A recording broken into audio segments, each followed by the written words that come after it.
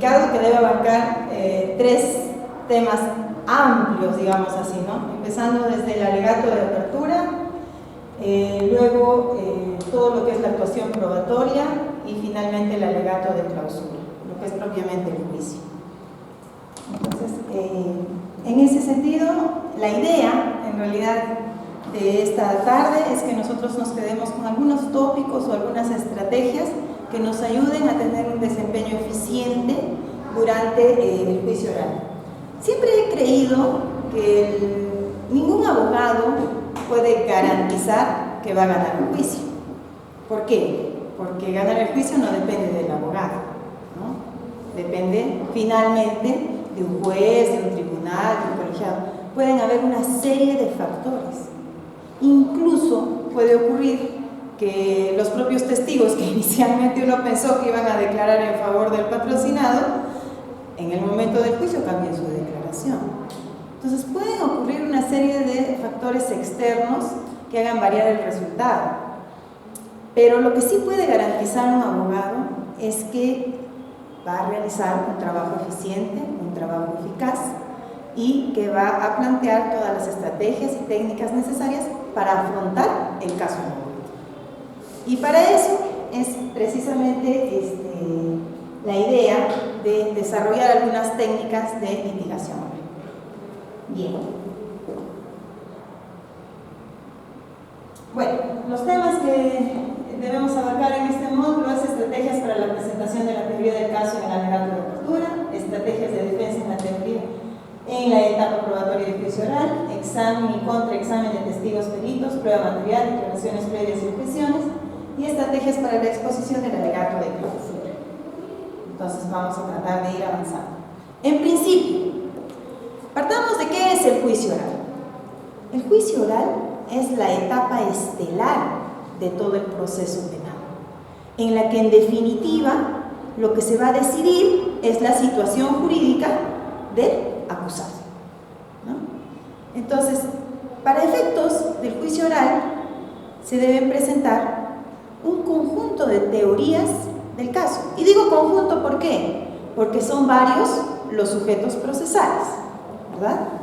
¿Quién es el primero que va a presentar su teoría del caso? El fiscal. Bien. Después, ¿quién más puede presentar una teoría del caso?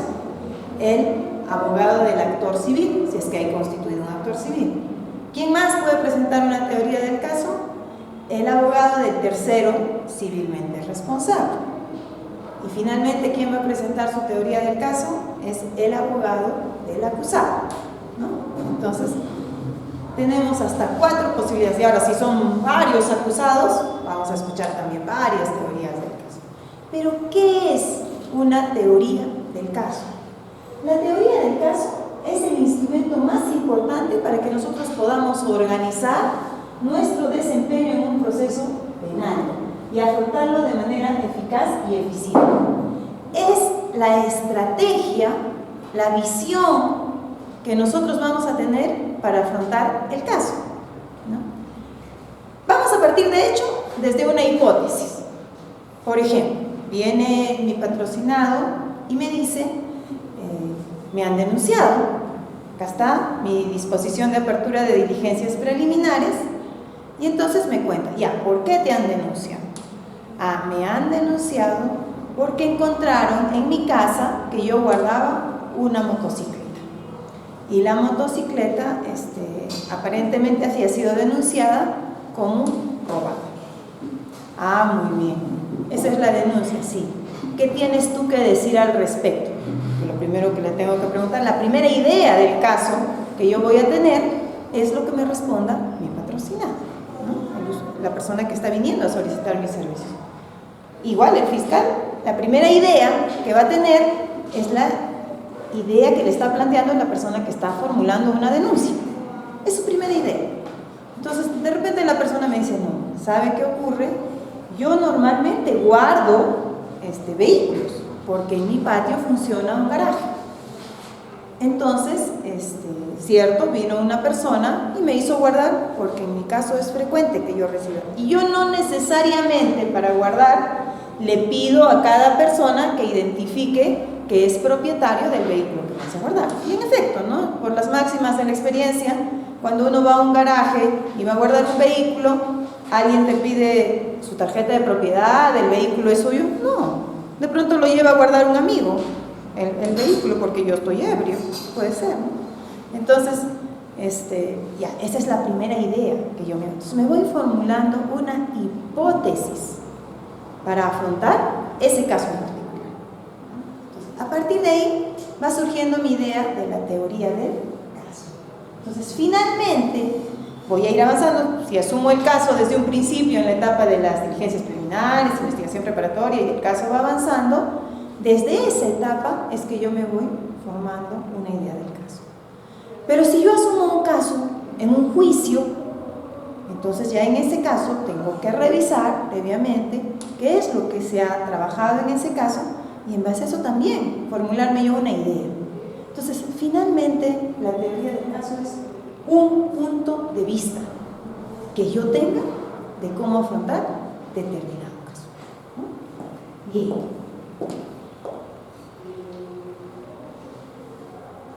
Ahora, conforme a nuestro nuevo o no tan nuevo Código Procesal Penal, ¿no?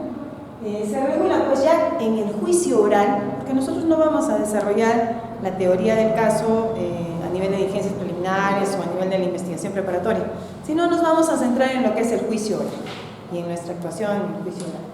Entonces, ya en el juicio oral, el Código Procesal Penal hace referencia a la teoría del caso y nos dice: el fiscal expondrá resumidamente los hechos objeto de acusación, la calificación jurídica y las pruebas que ofreció y fueron admitidas. Es muy común, si ustedes se dan una vueltita por el Poder Judicial y entran a alguna de las audiencias donde va a empezar un juicio oral, escuchar que el fiscal nos diga, por ejemplo: señores magistrados, voy a presentarles un caso donde se acusa acá al señor Juan Pérez de haber sustraído los bienes de Ana Gómez el día 20 de agosto del año 2018, en circunstancias en que la misma se ausentó de su domicilio y dejó la puerta juntada, momentos en que aprovechó el hoy acusado para ingresar al domicilio y al haber encontrado en el patio algunos electrodomésticos tales como un equipo de sonido y una cocina eléctrica, lo sustrajo y huyó del lugar aprovechando la oscuridad de la noche, pues eran las 8 de la noche. Ese es el caso que presentan, hechos. Muy bien. Estos hechos están configurados en el artículo 186 del Código Penal, hurto agravado porque era durante la noche, ¿no? Esa es la agravada. Muy bien, ya la calificación jurídica. Y estos hechos lo voy a demostrar, señores magistrados, con la declaración de la propia agraviada, ¿no? Entonces, con la declaración de la propia agraviada, Ana Gómez, quien nos va a explicar la forma y circunstancias, cómo fueron sustraídos sus bienes. Además, con la declaración del señor Pedro Palomino, quien es vecino de la agraviada y vio cómo el hoy acusado sacaba los bienes, ¿no? Asimismo, con las documentales, boleta de compra, qué sé yo, y nos hace una narración de qué cosa va a demostrar en el juicio. Y finalmente nos termina diciendo: y como consecuencia la Fiscalía pretende que se imponga al acusado 3 años de pena privativa de libertad suspendida, sujeto a reglas de conducta, así como el pago de la reparación civil de 1000 soles, porque en ese caso en particular de pronto no hay constituido el actor civil y quien asume la legitimidad es la Fiscalía, ¿no? Y sin perjuicio de que devuelva los bienes sustraídos o en su defecto abone el valor de los mismos. Entonces, ha incluido los hechos de manera resumida, la calificación jurídica y las pruebas que ofreció, y le fueron admitidas. Finalmente, su pretensión penal y civil, porque en ese caso el fiscal estaba asumiendo también la defensa de la parte agravada. Ahora, si por el contrario lo que tenemos es un abogado del actor civil y el tercero civil, también expondrán concisamente sus pretensiones y las pruebas ofrecidas y admitidas. El actor civil nos dirá, en este mismo caso que les he planteado, dirá: señores magistrados, en efecto, conforme lo ha señalado el fiscal, nosotros vamos a demostrar que los bienes de mi patrocinada han sido sustraídos, con lo cual se le ha generado un perjuicio económico de 5.000 soles, en razón a lo siguiente. A raíz de este juicio, ella ha tenido que contratar un abogado, se ha tenido que movilizar a tal y cual lugar, ha asistido a las diligencias, lo cual le ha generado un daño emergente, ¿no? Porque ese es el daño efectivamente realizado. Entonces, por concepto de daño emergente, la suma de 3.000 soles. Asimismo, también se le ha generado en ella un daño moral, porque esta sustracción de la que ha sido objeto le ha generado zozobra, malestar, angustia, tal es así que ahora tiene delirio de persecución, qué sé yo, no sé, tiene miedo de salir de su casa, entonces, y por eso pido la suma de 2.000 soles. Y entonces se va a basar más en el tema de la pretensión resarcitoria o la reparación civil. El tercero civil, que es el típico caso del tercero civil, es en los accidentes de tránsito, ¿no? El propietario del vehículo. Ese es el típico caso de la presencia de un tercero civil. Y entonces dirá: señor magistrado, lo que vamos a demostrar en este juicio oral es que en la fecha en que ocurrieron los hechos, yo ya no era, o mi patrocinado, era pues el abogado, ¿no? Mi patrocinado ya no era propietario del vehículo, por cuanto, si bien es cierto, la tarjeta de propiedad seguía apareciendo a su nombre, sin embargo, ya lo había transferido a la persona del ahora imputado, acusado, ya lo había transferido incluso con 3 meses de anticipación. Y eso vamos a demostrar con las pruebas que nos fueron admitidas, la declaración de tal. Entonces, si se dan cuenta, el término que usan todos es en futuro. Lo vamos a demostrar, lo vamos a probar, vamos a solicitar. Nuestra pretensión será. Estamos hablando a futuro. ¿Por qué? Porque cuando planteamos nuestra teoría del caso, es nuestra versión inicial de lo que nosotros vamos a demostrar después en un juicio. Y finalmente, el defensor del acusado expondrá brevemente sus argumentos y las pruebas de cargo y dirá, en ese mismo caso, por ejemplo: señores magistrados, mi patrocinado es inocente, no niega haber sustraído los bienes de Ana Gómez. Sin embargo, no podemos estar frente a la figura del hurto porque él mismo tiene la condición de cónyuge de la considerada hoy agraviada, y por ende esos bienes, demostraremos en este juicio que esos bienes también eran de su propiedad por pertenecer a la sociedad conyugal que todavía no había sido disuelta, por ejemplo, ¿no? Por lo que en su oportunidad solicitaremos una sentencia absolutoria. Y ya está. Ven que en realidad el alegato o la teoría del caso se puede plantear en 2 palabras. No es necesario argumentar, no es necesario ampliar, pero cuando yo tengo claro el caso, entonces planteo mi teoría del caso, que me va a llevar ¿a qué? A una pretensión en ese proceso. Siempre algo va a buscar. El fiscal va a buscar algo, el actor civil va a buscar algo, el tercero civil lo mismo, y obviamente el acusado también. Algo va a buscar en un proceso.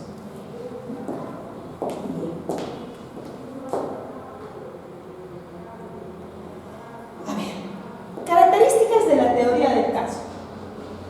Como habíamos señalado, se diseña desde el momento en que yo asumo un caso.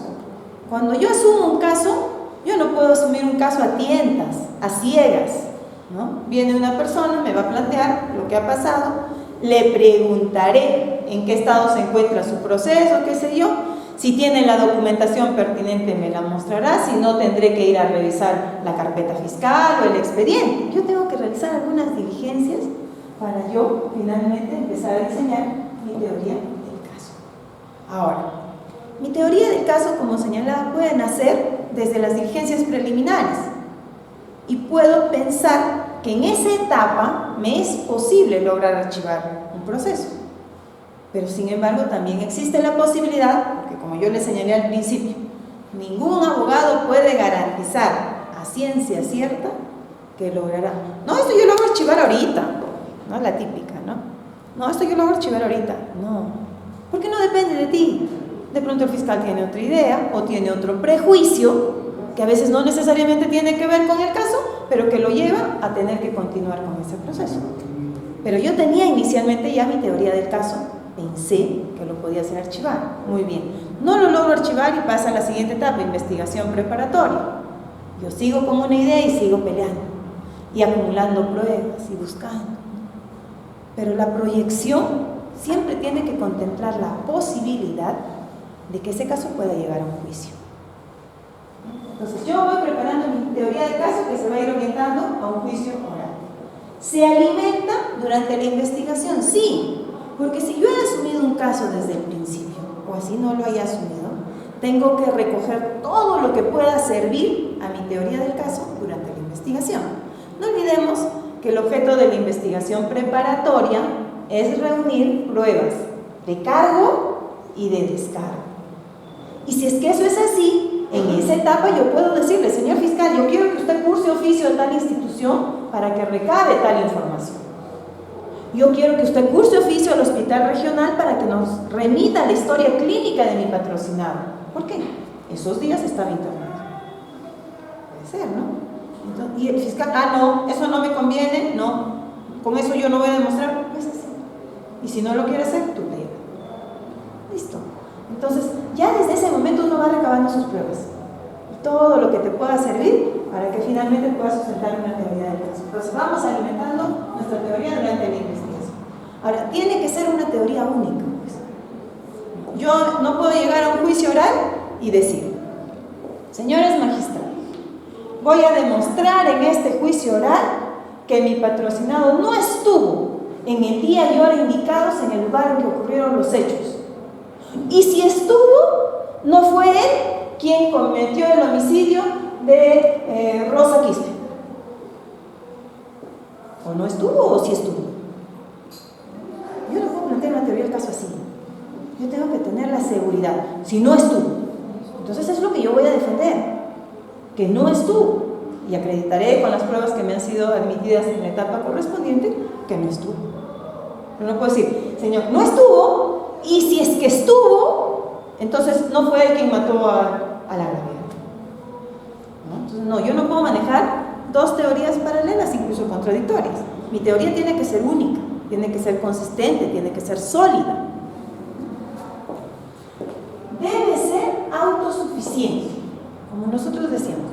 Yo voy con una teoría del caso que yo voy a poder sostener, que yo voy a poder defender, y que por sí sola me va a ayudar a que yo pueda tratar de buscar el resultado que busco. No siempre puedo buscar inocencia.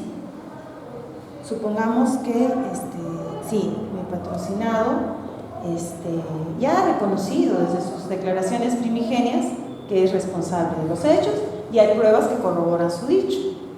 ¿Qué es lo que voy a buscar? Pena. De pronto no he podido intentar una determinación anticipada porque eran varios los imputados y la ley nos dice que para la determinación anticipada deben acogerse todos y por todos los delitos. Entonces no he podido allí porque los demás pelean su inocencia. Entonces llego a la conclusión anticipada y en la conclusión anticipada ya pues él de manera independiente puede llegar a un acuerdo. Pero si no llega a un acuerdo con el fiscal sobre la pena, entonces yo tengo que estar preparada para sustentar mi teoría del caso respecto de la pena. Y puedo decir, no obstante, no discutir los temas de los hechos, sí voy a cuestionar en este juicio oral la solicitud o el requerimiento penal del fiscal. Porque el fiscal en su solicitud ha solicitado 20 años, 30 años, no sé, no tiene en cuenta que mi patrocinado tiene responsabilidad restringida. Además es padre de familia y otros argumentos que puedan favorecer a mi patrocinado. Entonces también yo puedo formarme una teoría del caso en función a uno de los aspectos. De pronto estamos de acuerdo en los hechos y en la pena, pero no en la reparación civil. Y puedo continuar el juicio solo sobre la reparación civil y manejar una teoría del caso sobre la reparación civil. No es cierto, señor magistrado, que se le haya generado daño emergente o lucro cesante, porque la persona, un delito de usurpación, en realidad esos terrenos estaban abandonados. Entonces no es que haya dejado de ganar nada, porque es más, son tierras seriasas. Entonces no hay lucro cesante. Y yo puedo cuestionar también solo una parte de las pretensiones, ¿no? Bien, debe ser sencilla. Yo he manifestado en términos comunes diversas teorías del caso. No he tenido que complicarme, no he acudido a tecnicismos. Yo lo tengo que plantear de manera clara y sencilla. Debe ser coherente, como ya hemos señalado, yo no puedo plantear cosas contradictorias, y además debe ser coherente con los medios de prueba que yo voy a ofrecer. Si yo lo que quiero demostrar es que, o si mi teoría del caso es que voy a demostrar que mi patrocinado no estuvo en el lugar de los hechos, entonces debo tener una coartada. Por ejemplo, decía hace un momento, una historia clínica. Ese día fue intervenido quirúrgicamente. Su notificación de detención, ese día lo detuvieron, pero en otra ciudad, por otro hecho distinto, y no estuvo presente allí. Testigos, de repente lo vieron en una fiesta en otro lugar. Entonces, yo tengo que plantear mi teoría del caso y tiene que ser coherente con las pruebas que yo ofrezco.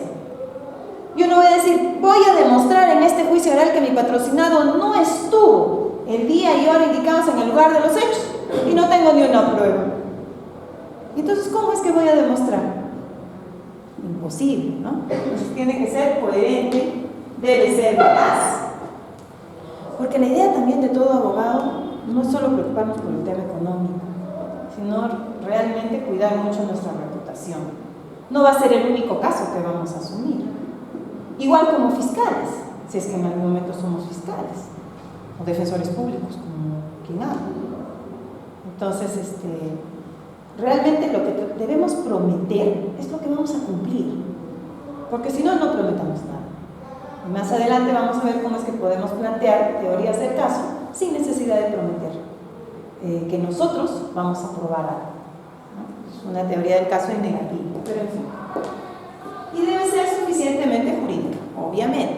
Mi teoría del caso debe estar respaldada en la ley. Yo no puedo plantear cosas ilegales.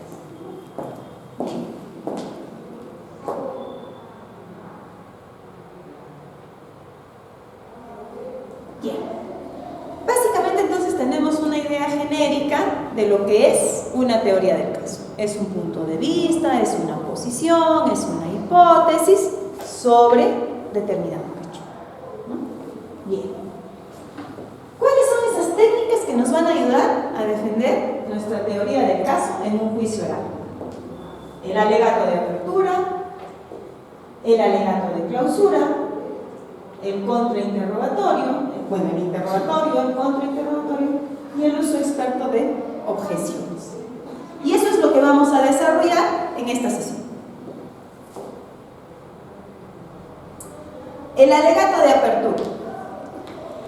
El alegato de apertura es la primera oportunidad que nosotros tenemos ante los jueces, ya sea un juzgado unipersonal o un colegiado, dependiendo de la naturaleza del delito, para plantear nuestra teoría del caso. Y como he señalado con los ejemplos anteriores, es una promesa, es un objetivo de que nosotros vamos a demostrar a través de la actuación probatoria nuestra teoría, vamos a poder desbaratar las pruebas de la fiscalía o en todo caso vamos a señalar que estas son insuficientes para desbaratar el principio de presunción de inocencia que rodea a todo acusado cuando inicia un juicio. En esta etapa es importante estructurar y brindar un contenido que impacte verdaderamente. Se presenta en forma de relato. Y no podemos argumentar. Por ejemplo, si yo inicio el juicio oral como fiscal, agarro mi acusación y me pongo a leer. Señores magistrados, voy a demostrar en este juicio oral tal hecho, sus circunstancias precedentes, el delito de robo agravado. No he impactado, no he convencido, no he llamado la atención, ni nada, ¿verdad? Me he pasado leyendo, se han aburrido y cuando me doy cuenta están durmiendo los jueces. Puede ser, ¿no? Porque si me he demorado en leer, mínimamente 10 minutos me he demorado solo en leer los hechos. y si voy a leer todos mis 50 medios probatorios que he ofrecido, por tanto, ¿no? Entonces, ¿qué diferentes? Una niña violada, y empiezo así, de pronto. Una niña violada, no una, no dos, no 3 veces, durante toda su infancia, desde los 8 hasta los 12 años, señores magistrados. Ese es el caso de Noelia, como la vamos a llamar. Entonces el enfoque que le estoy dando es diferente. No estoy leyendo, no estoy argumentando, estoy planteando mis hechos. Y a raíz de ahí empiezo a desarrollar circunstancias de dónde, cómo, cuándo, ¿no? Y por esos hechos, señores magistrados, la Fiscalía solicita la imposición de cadena perpetua, porque el acusado tiene la condición de padre de la olla agraviada. Y además, una reparación civil si es que está defendiendo la parte civil. Y listo. Y eso lo vamos a demostrar certeramente y nos va a permitir destruir el principio de presunción de inocencia con tales pruebas. Hasta el tono de voz que yo pueda usar me va a ayudar a captar la atención de los jueces. Y por otra parte, el abogado del acusado. Muy bien, señor abogado, su alegato de clausura, de apertura. En este juicio oral voy a demostrar que mi patrocinado es inocente. He concluido. O sea, ¿sí? ¿Y es inocente por qué? ¿Qué pasó allí? Entonces, me hicieron caso, ¿qué le ha pasado? No conoce el caso seguro. Miren, hasta ahí, desde ahí ya los magistrados se van haciendo una idea. ¿Y qué diferente es decir sí? Libertad sexual versus libertad personal, señores magistrados. ¿Qué duda cabe que el delito de violación sexual es execrable y merece todo rechazo social? Pero durante este juicio oral voy a demostrar que mi patrocinado sí sostuvo relaciones sexuales con la agraviada, pero las mismas fueron con su consentimiento. Entonces, planteo mi caso. Entonces ya sé por dónde va a ir el tema de buscar la inocencia. ¿Cuál va a ser mi fundamento? Y es que yo voy a demostrar que ocurrió el acto sexual, ocurrió el acceso carnal, sí, pero fue con consentimiento. Entonces, ya el juez tiene una idea.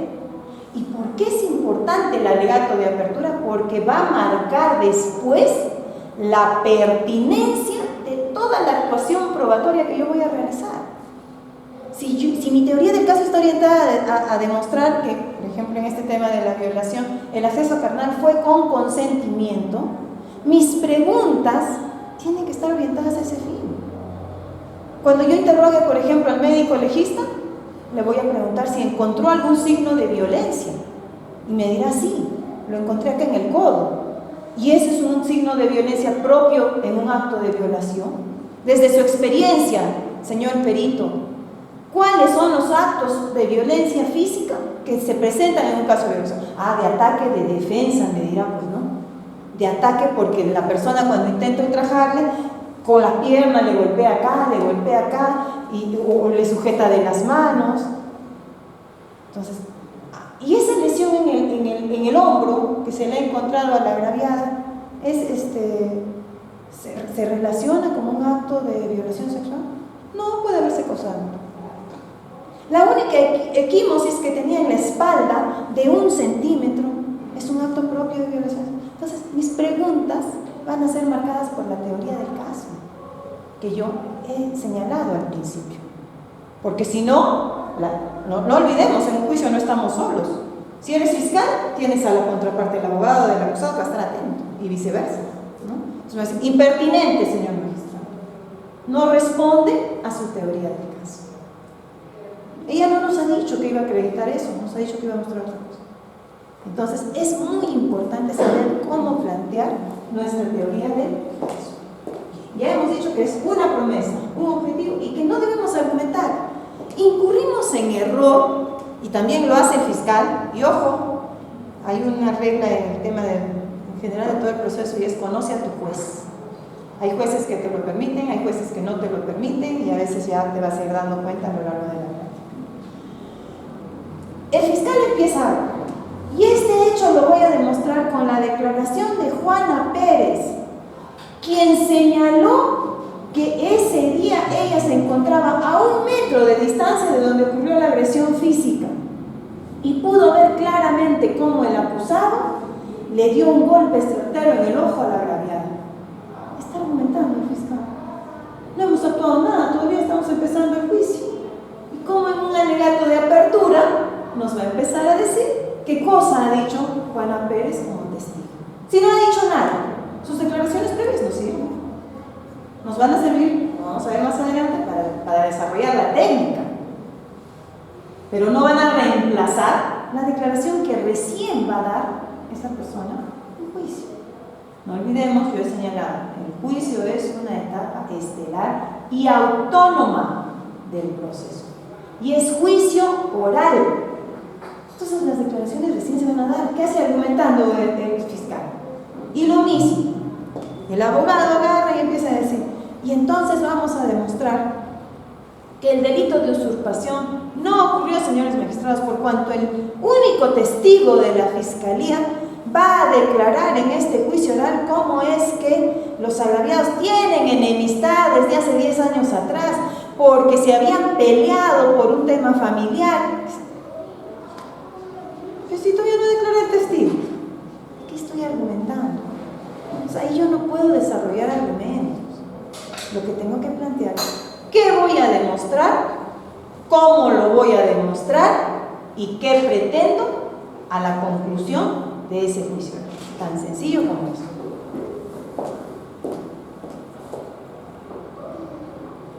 Bien. Más o menos un alegato de apertura puede estructurarse teniendo en cuenta alguna de estas formas. Puede ser que ¿podemos usar un lema? Sí, podemos usar un lema que más o menos tenga vinculación con el caso, por ejemplo. Es más fácil creer en una violación que entender que nuestros hijos ya se iniciaron en la actividad sexual, señores magistrados. Porque he tenido 1000 casos de violación. Violaciones llegan, claro, se pierden toda la noche, llegan en la mañana a su casa, su mamá las destroza a las chicas. No, mamá, pero no vine porque me han violado. Y se inventaron todas las cosas. Hubo un caso que yo conocí, era supuesta violación en estado de inconsciencia. Hemos llegado hasta juicio. Y desde la prisión preventiva, yo decía, violación en estado de inconsciencia. ¿Cómo se demuestra una violación en estado de inconsciencia? ¿Violencia, amenaza? No. Dosaje etílico, para ver si su grado de embriaguez de la víctima era tal que no le permitía ya pues darse cuenta de sus actos, o el examen toxicológico. Si le habían dado alguna sustancia que la había puesto a dormir. Dosaje etílico y examen toxicológico negativo. Ya, muy bien. Entonces no es violación en estado de inconsciencia, es violación. Certificado médico, ninguna lesión, ni extragenital, ni paragenital, ni ninguna parte del cuerpo, ninguna lesión. Y persona obviamente mayor de 14 años, que si fuera menor no necesita tampoco violación. Entonces, puedo presentar, y ese caso llegó hasta juicio. Yo hasta no podía entender cómo iba a demostrar la fiscal el estado de inconsciencia, porque no hay otro medio que sea pertinente para demostrar el estado de inconsciencia. Y entonces, mi alegato fue eso, porque quien estaba allí tras, no era la víctima, era su mamá.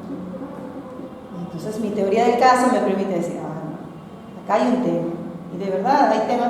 Ya después te das cuenta en el tema psicológico, te explica ya el perito, que hay cierto nivel de desconfianza entre la madre, la hija, conflictos que van saliendo y que te ayudan a nutrir tu teoría del caso. Pero puedo empezar eso, por ejemplo.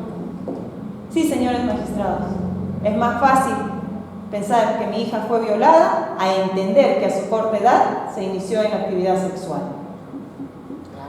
Mi hija de 16 años. En un hostal, teniendo intimidad, llevando licor. ¡Wow! Mi bebé, ¿no? Entonces, a veces por eso, no, denuncia violación. Mejor. Entonces, puedo empezar de pronto así, con algo que se pueda relacionar. No necesariamente, pero puede ser, no sé. puedo conectar las primeras ideas con el nombre de la víctima o del acusado. Puedo decir, por ejemplo, si yo defiendo a la parte agraviada, Angélica, aquí presente, fue víctima de la muerte que le ocasionaron a su señor padre. Y ella, a sus 18 años, queda a cargo además de 3 hermanos menores que han dejado en la orfandad como consecuencia de este hecho execrable. Y entonces ya estoy vinculando a los jueces y los estoy identificando con ese sufrimiento que se le ha causado a Angélica por el homicidio de su padre, ¿no? Entonces por ahí puedo conectar con el nombre de la víctima, también del acusado. Puedo decir, cierto, señores magistrados, Orlando es responsable de 10 hechos de robo agravado por los cuales a la fecha está purgando sentencia en el penal de Ayacucho. Pero de 10, señores magistrados, no de 11, porque este hecho Orlando no lo cometió. Y no lo cometió por esto. Entonces también puedo usar de pronto empezar mi alegato mencionando a mi patrocinado.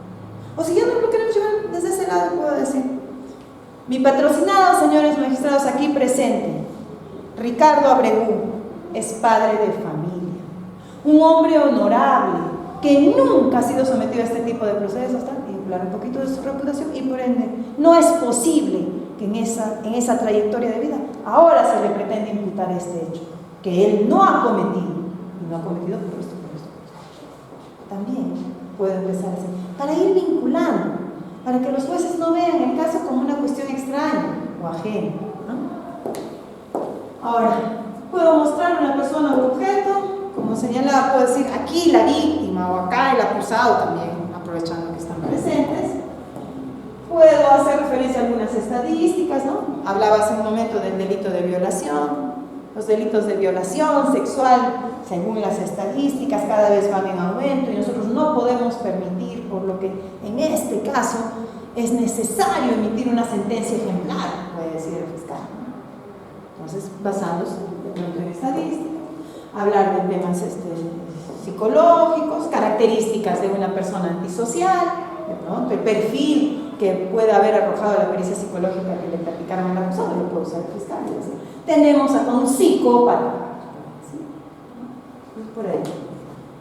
Ya decía que podemos personalizar, humanizar el conflicto, ¿no? Hacer ver que no estamos pues hablando de algo que ocurrió allá, en la China, o que pueda pasar, ¿no? Estamos hablando de un hecho real. Como mencionaba hace rato, decía el homicidio, la violación. Es una menor de edad, señores magistrados. 8 años y ha tenido que padecer el acto sexual por parte de su padrastro, quien lo ultrajó reiteradamente. Por ahí, hacer ver que se trata pues de persona. O igual yo puedo decir, sí, señores magistrados, pero la libertad de un ser humano está en juego, si es que estoy defendiendo, hacer que su libertad, y que meter a la cárcel a una persona de la que no se va a poder destruir el principio de presunción de inocencia, lo afectaría no solo a él, sino también a quienes de él dependen. ¿Sí? Entonces hay valores que están en juego, de personas que están en un proceso y son reales, existen. La extensión del alegato debe ser tan breve como sea posible. En muchas oportunidades, sobre todo por el trabajo que yo realizo, y de repente algunos de ustedes pueden también ingresar alguna vez a la defensa pública, nos toca asumir un caso en juicio. Nos mandan un oficio y nos dicen: usted tiene que venir porque el juicio oral es inaplazable. Entonces, si la persona va y no tiene abogado, inmediatamente lo van a sustituir por un defensor. A mí me tocó hacer una vez un alegato, hasta ahora no me puedo creer que yo haya hecho ese alegato, de una persona que revisé el caso de un proceso de violación sexual de un padre hacia su hija, producto del cual había un niño que finalmente falleció y una prueba de ADN. Probado 100% el delito, probado. ¿Qué dijo? Porque la persona decía: yo soy inocente, pertenecía a alguna iglesia evangélica, con respeto a los credos, pertenecía a alguna iglesia, y me decía: no, yo soy inocente, mis abogados me han dicho que soy inocente. ¿Dónde están tus abogados? Entonces ahorita le digo para defenderte, si es que no es que ya no tengo plata para pagarlas. Entonces por eso pues, me están asignando la defensa. ¿Cómo hacer un alegato de apertura con el convencimiento técnica, jurídica? Tú sabes que esa persona, hay una prueba de ADN que no se ha refutado, diferente hubiese sido que tal vez hubiesen presentado otra prueba de ADN para contraponerla en el juicio oral. Perdida. ¿Qué digo? ¿Qué hago? Señores magistrados, el derecho de defensa es una garantía constitucional. Y en el trabajo que desarrollo, debo defender a este ciudadano. Quien se reconoce inocente, ya mencionándolo a él, ya pues, ¿no? Porque para no decir yo que voy a demostrar que es inocente, ¿no? Porque yo diría, estoy loca. ¿Qué estoy diciendo? Es inocente si yo sé que hay prueba de ADN. 99.999% de certeza. Entonces, no me quedó de otra que llevarla por ahí. Quien se declara inocente en este juicio y de manera uniforme declarará en ese sentido, porque más pruebas tampoco. Y yo tengo que defenderlo, no lo puedo obligar a que reconozca. Yo soy su abogada defensora. No puedo decir, no obstante yo crea que es culpable. No puedo decir, ¿no? Que es defensa ineficaz. Entonces, había que salir por ese lado. Y seguramente les va a tocar en algún momento afrontar un caso en el que ustedes, su corazonada les diga que son culpables, o hay pruebas realmente suficientes, pero la persona pues está en libertad de aceptarlo, no les podemos obligar. Entonces hay que tratar de agenciarse en un alegato así, chiquitito. Porque es lo que tuve que decir. En el presente juicio oral, señores magistrados, el derecho de defensa se garantiza. Y como se garantiza, estando que mi patrocinador se reconoce inocente, es en ese sentido que se seguirá la actuación de la defensa. Estoy diciendo que voy a buscar la inocencia, pero porque él lo dice, no porque yo lo creo, ¿no? Y está, chiquitito, así nada más.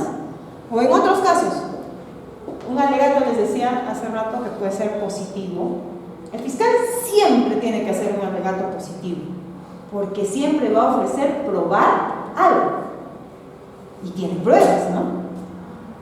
En cambio el acusado no. El abogado, y el abogado del actor civil lo mismo, porque siempre va a tener que demostrar su pretensión resarcitoria, el daño y la cuantía, ¿no? Y el tipo de daño. Pero el abogado del acusado puede hacer un alegato negativo. No tengo pruebas, estoy asumiendo ese caso en esa etapa. Entonces, si no tengo pruebas, yo no voy a demostrar nada. Entonces, la fiscalía no va a poder demostrar la responsabilidad de mi patrocinado en los hechos materia de acusación. Entonces, es un alegato negativo. No voy a probar yo nada. Quien no va a poder demostrar es la fiscalía, porque yo voy a refutar sus pruebas en este juicio oral. O también por allí, si veo que ese caso está tibio y que hay pruebas que si yo hago realmente una buena defensa las puedo jalar a mi favor y puedo invertirlas, puedo decir con las pruebas de la fiscalía, porque una prueba cuando ingresa a un proceso, a un juicio, rige el principio de comunidad de pruebas. No, señor, yo introduzco mi prueba solo para mí. No, se puede. Si al otro le sirve, el otro lo coge. Si al final, a través de un brillante interrogatorio, la otra parte hace que el testigo declare más a su favor, genial, le sirve. No era prueba de la fiscalía. No, eso no funciona. Funciona el principio de comunidad de pruebas. La prueba ingresa al juicio y es para todos. Entonces yo puedo decir, con las mismas pruebas de la fiscalía, voy a demostrar la inocencia de mi patrocinado. Y en su oportunidad solicitaré una sentencia absolutoria por esto. Entonces también así, chiquitito. Bien. Sin opiniones personales, yo no puedo decir, yo creo, señores magistrados, que los testigos que van a venir a declarar de la fiscalía no van a tener un buen desempeño en este juicio oral. ¿Y a quién le importa lo que yo creo? Nadie le importa lo que yo creo. Yo creo, señores magistrados, que esos testigos van a mentir. ¿Y a quién le importa lo que yo creo? No son mis opiniones, no están en discusión, no se van a discutir las opiniones del abogado. Y cuidado con exagerarla. No vayamos a prometer algo que no vamos a cumplir. A lo que tengo, a lo que voy a probar y listo. Como decía hace un momento, Yo no voy a decir, voy a demostrar que no estuvo en el lugar de los hechos, si no tengo ninguna prueba que me ayude a demostrar eso. Entonces, en eso hay que tener cuidado. Siempre está en juego nuestra credibilidad, nuestra verosimilitud, nuestra probidad en la acusación. Y eso hay que cuidarlo siempre. Considero yo que ningún honorario que nos puedan dar puede comprar eso, porque nuestra función, nuestro trabajo no se acaba en un caso. Puede venir otro y otro y otro. Y yo no me voy a gastar y me voy a quemar en un caso. Bueno, para efectos de, en realidad, formular incluso una teoría del caso y obviamente realizar un correcto alegato de apertura, hay que revisar toda la evidencia presentada, todo lo que hay, empaparnos bien del caso, enterarnos qué se actuó, qué se recabó en la investigación preparatoria. Porque de pronto, si estoy asumiendo recién ese caso, un poquito forzando el tema del derecho de defensa, podría intentar.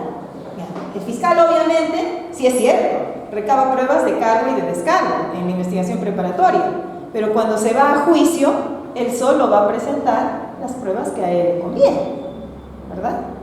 Y entonces yo asumo el caso en juicio y veo que hay muchas pruebas que no ofreció el abogado anterior, quien estaba defendiendo al acusado. ¿Cómo lo jalo? Prueba nueva, prueba de oficio, no sé, pues no. Pero ya tengo que empaparme para ir viendo, forzar, ya, prueba nueva, no funciona, de pronto el prueba de oficio. ¿Por qué? Porque sí se recogió en la investigación y está en la carpeta fiscal. Puede ser. Entonces, para eso yo tengo que revisar todo lo que me pueda servir, lo que yo pueda presentar y con lo que yo pueda reforzar mi teoría del caso. Entrevistar y preparar a todos los testigos y peritos. Uno no puede ir a pescar a un juicio, a ver si me digan, a ver qué dirán. Cuando yo, me toca este juicio oral, va a declarar A, B, C. Este A va a declarar sobre que vio que yo salía. Este B va a declarar sobre, no, eso es lo de la reparación civil, el daño que le ha causado. Yo tengo que saber. Este médico, no, es la pericia grafotécnica que han hecho respecto del documento. Yo tengo que saber quiénes son los testigos. Y si son mis testigos y mis peritos, yo tampoco no los voy a mandar a la deriva. El fiscal prepara a sus testigos. A veces en realidad los prepara en demasía. Y no hagan eso si es que en algún momento son fiscales, ¿no?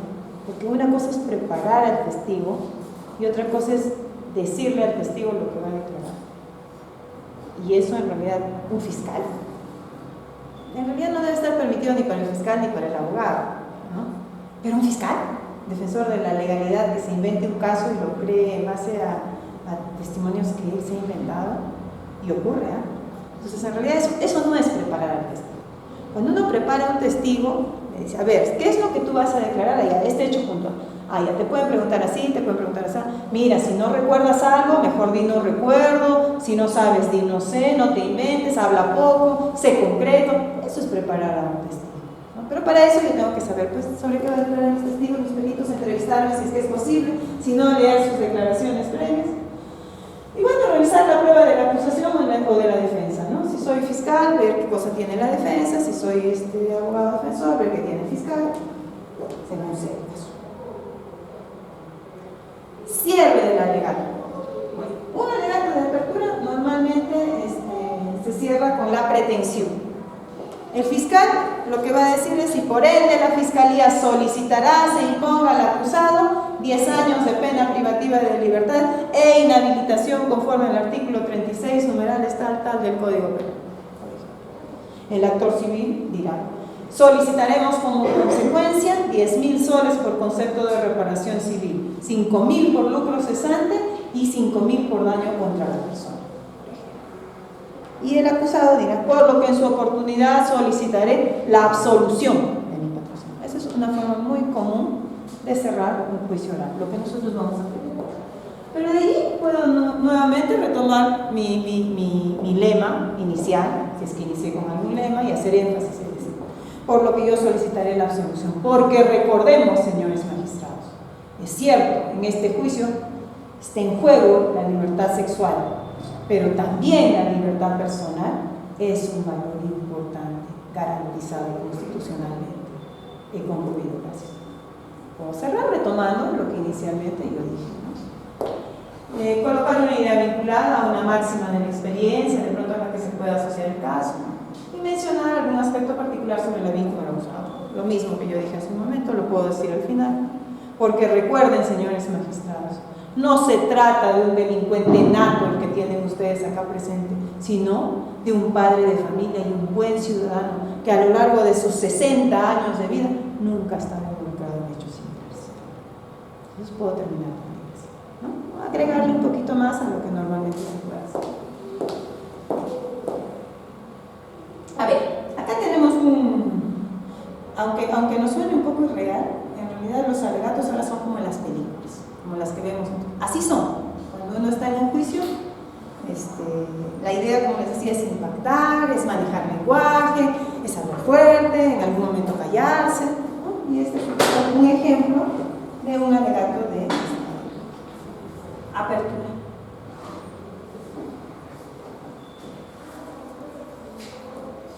Y cuando toda esa evidencia le sea presentada, cuando todas esas piezas se entrelacen, concluirán, sabrán que Alexander Cullen es culpable de asesinar a 3 personas, a sangre fría y con premeditación. Gracias. Señoría. Señor Lomax, ¿podemos descansar para almorzar o desea comenzar? Si es mi elección, lo haré ahora, señoría. No seré tan extensa como el señor Broyko. Proceda.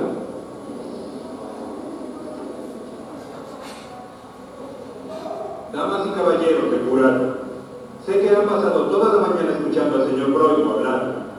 Sé que tienen hambre. Y lo que tengo que decirles no me tomará mucho tiempo. No me agrada Alexander Cullen. No creo que sea una buena persona. No espero que les agrade. Ha sido un terrible esposo con sus 3 esposas. Ha sido una fuerza destructiva en la vida de sus hijastros. Ha engañado a la ciudad, a sus compañeros, a sus empleados. Ha pagado cientos de miles de dólares en multas y fianzas por muchos años y no me agrada.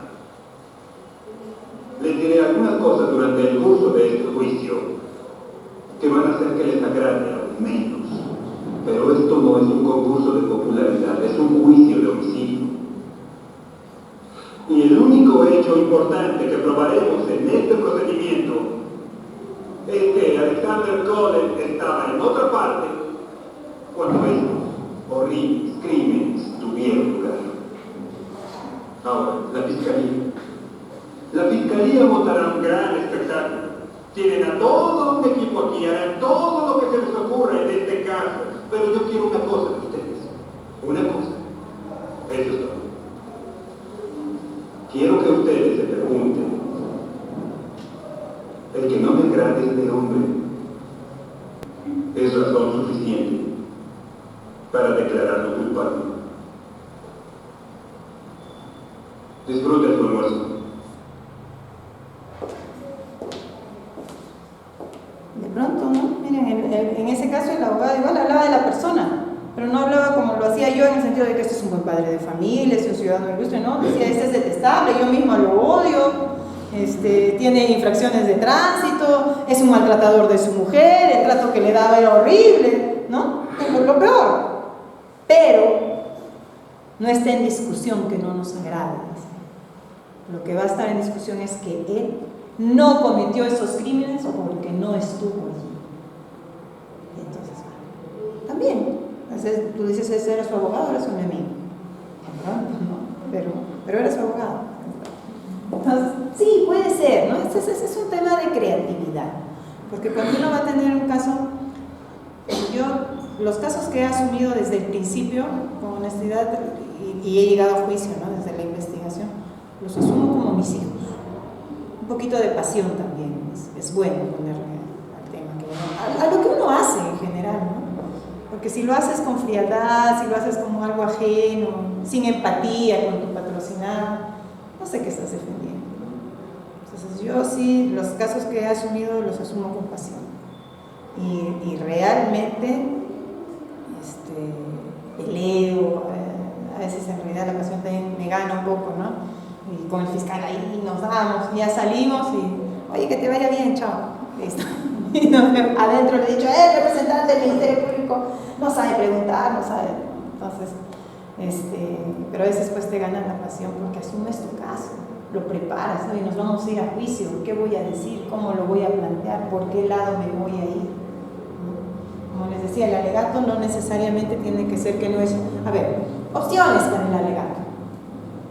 Uno, si es que soy abogado de la... Bueno, el fiscal siempre va a plantear un caso, un hecho que ocurrió. ¿Y con qué lo va a probar y qué cosa va a probar? Siempre va a ser así el fiscal. Y ese hecho ya lo tiene. ¿Desde dónde? Ni siquiera desde la acusación, lo tiene desde la formalización. Porque por el principio de congruencia procesal, él no puede cambiar los hechos que investigó. Sobre los hechos que investigó, acusa. Que pueda ampliar alguna circunstancia, algo que a lo largo de la investigación, porque si no, ¿qué chiste tiene, no? Descubrió algún detalle, puede ser, pero en concreto no me puede decir que me esté investigando por robo de un vehículo y después, finalmente, me va a acusar por haber ingresado a una casa y haber robado electrodomésticos. Eso es un cambio sustancial. Entonces, en realidad el fiscal ya tiene su derecho, su imputación desde la formalización, lo reajusta, lo pone claro, lo especifica en su acusación y ese hecho es el que lleva a este juicio. Y si eres abogado de la defensa hay que controlar ello, porque por el principio de congruencia procesal, repito, no puede cambiar los hechos. Y si en el alegato de apertura me está diciendo un hecho que no acusó, yo tuve, por ejemplo, un caso de usurpación y el fiscal decía, entre otras cosas, que los acusados ingresaron al predio mediante amenaza.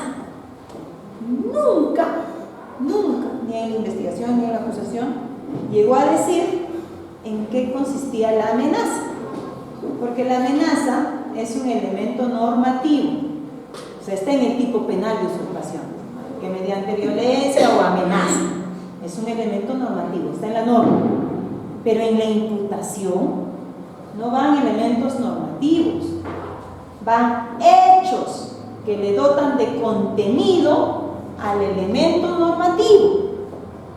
Por ejemplo, el que mediante amenaza, sí señor, ingresaron al predio mediante amenaza, esto es, que con herramientas, palas y picos le dijeron que la iban a matar si es que no se retiraba del lugar, y eran 20.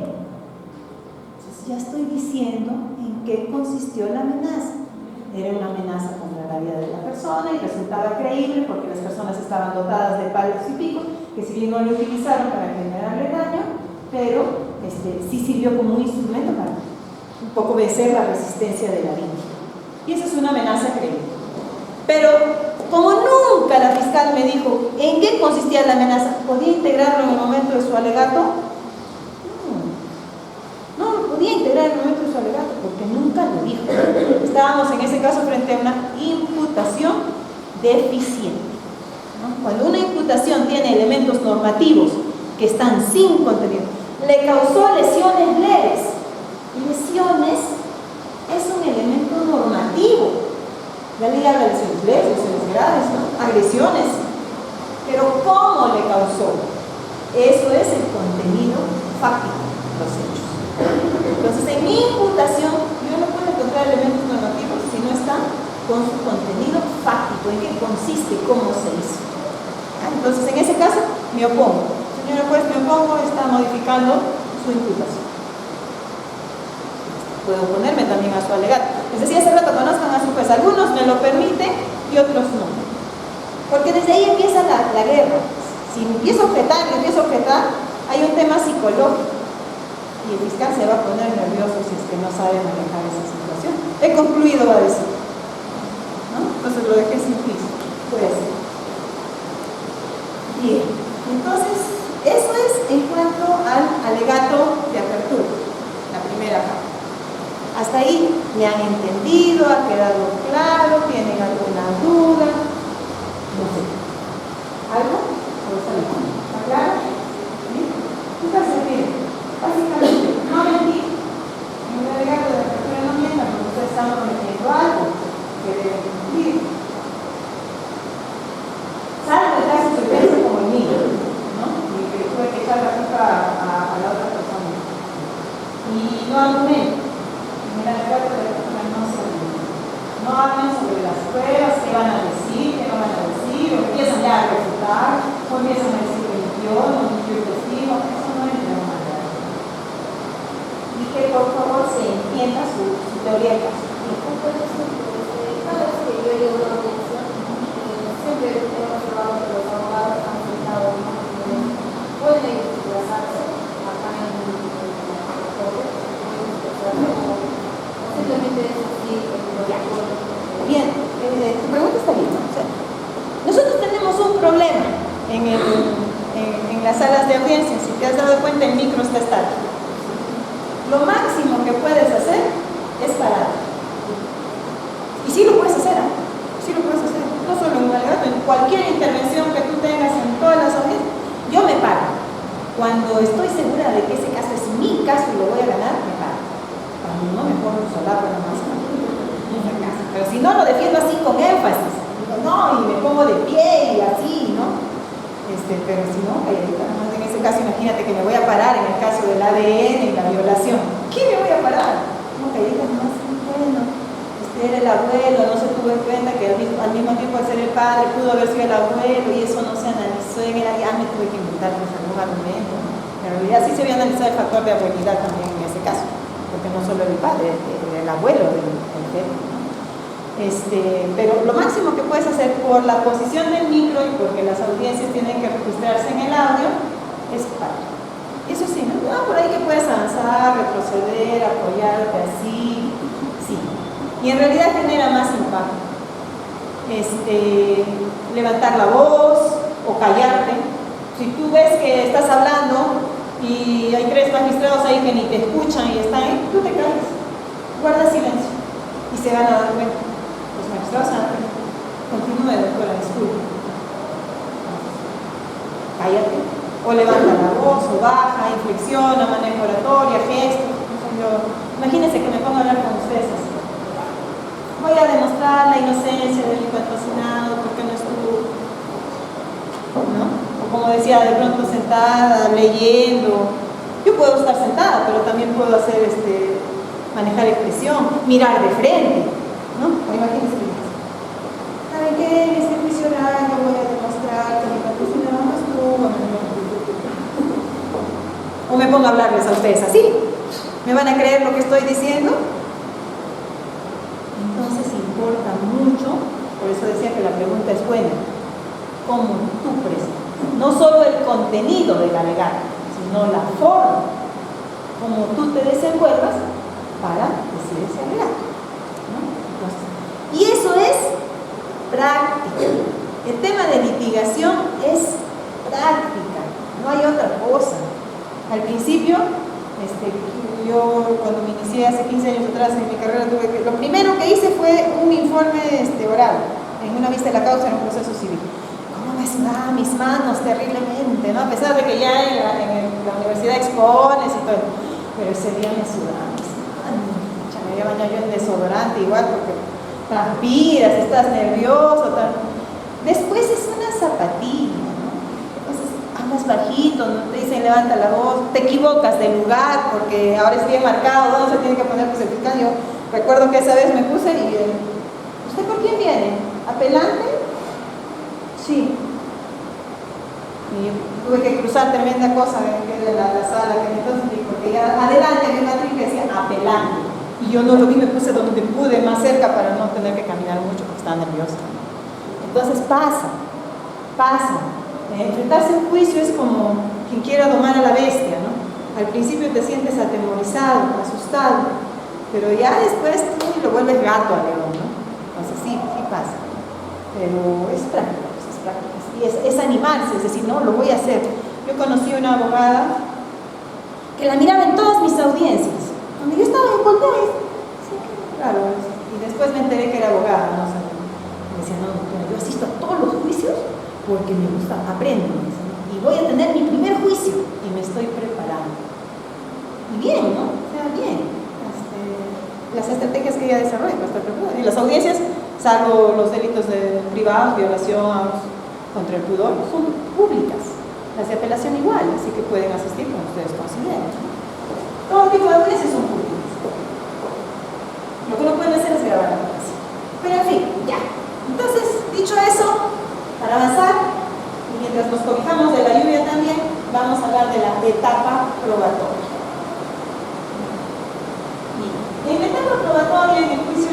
ya hemos hablado de la primera parte, que es tener bien claro y saber elaborar mi teoría del caso. ¿A dónde voy? ¿Qué es lo que voy a lograr?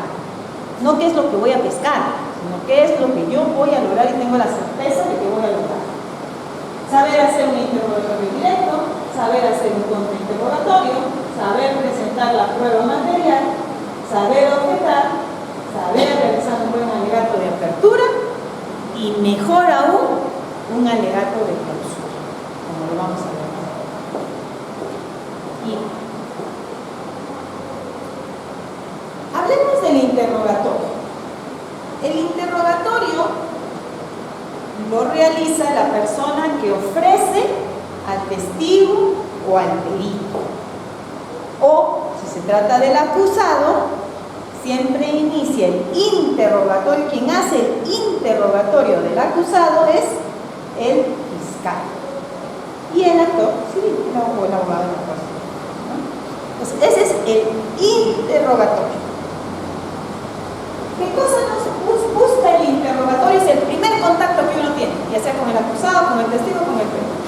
Y la persona que lo ha ofrecido, como dije, salvo el caso de la persona. Busca presentar los hechos positivos en una manera congruente a la teoría del caso. Tiene el objetivo de señalar la credibilidad tanto de los testigos como de la teoría del caso. Claro. ¿Quiénes van a sustentar mi teoría del caso? ¿Yo porque yo lo digo?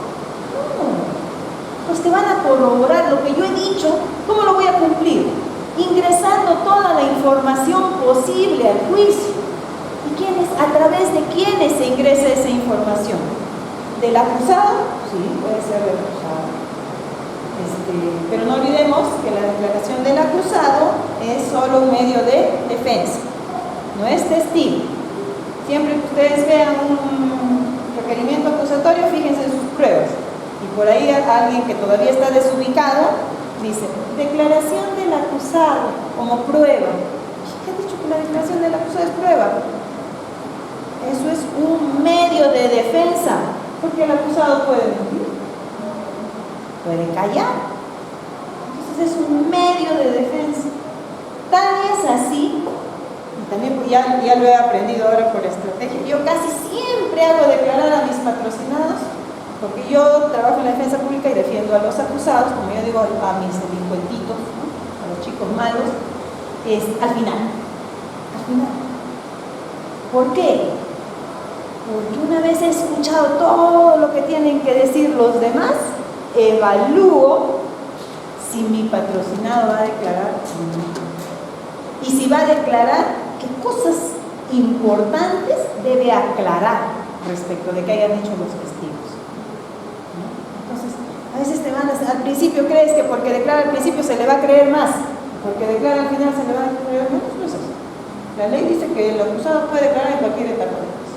Si no lo hace al inicio, lo puede hacer al final, antes que concluya la actividad probatoria. Si no lo hace ahí, sí ya. Entonces, por estrategia, en algunos casos, por ejemplo, yo tuve un testigo, ya, vas a declarar. Yo, doctora, ¿qué cosa voy a declarar? Pero que estuviste ese día, pues allí. ¿Dónde estuve? ¿Cómo? ¿Qué? Pucha, se orinaba de miedo. ¿Y lo voy a hacer declarar? Entonces, se va a hundir, el pez por la boca muere. Ay, no. ¿Sabes qué? Le digo, tú declaras al final, si es que es necesario. Menos mal que no fue necesario y ya no declaró más. Entonces, la ley te da esa posibilidad, ¿no? Cuando le preguntan al acusado, señor, ¿va usted a declarar en juicio? Sí, pero me reservo para hacerlo al final. Pues, ahora, si dice no voy a declarar, sí, ya se pegó.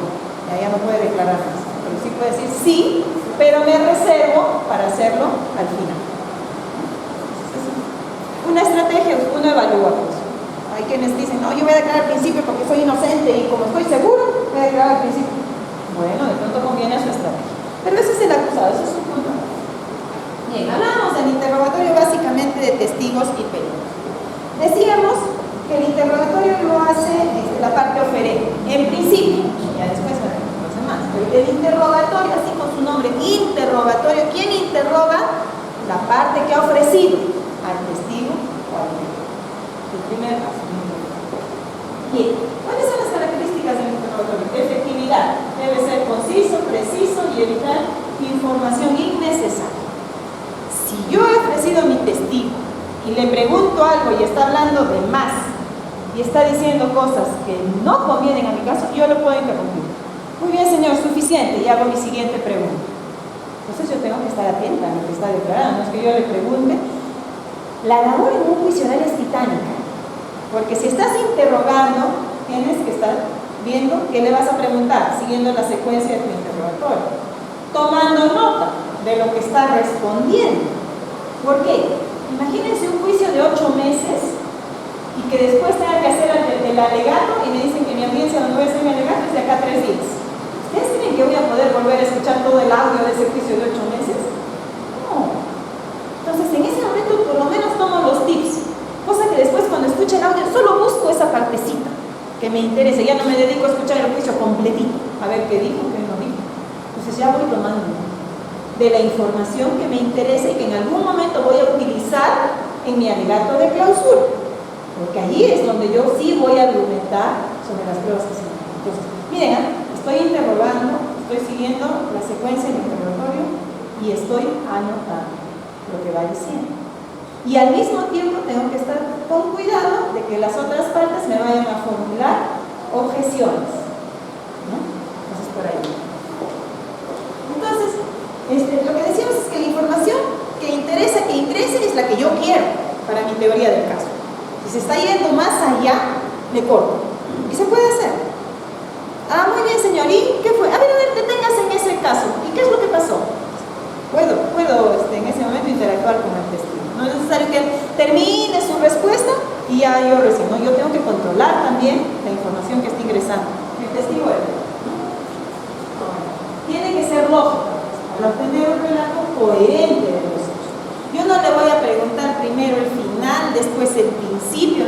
No, la idea es que la información que me va a dar ese testigo sea ordenada, sea coherente, sea lógica, sea creíble, ¿no? Y que convenza.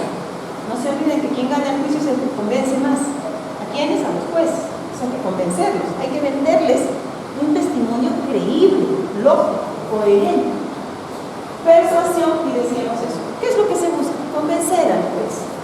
Entonces, si mi testigo me va a decir, no sé, no recuerdo, no estoy seguro, ¿estoy que voy a convencer a alguien? Convencer a nadie, ¿no?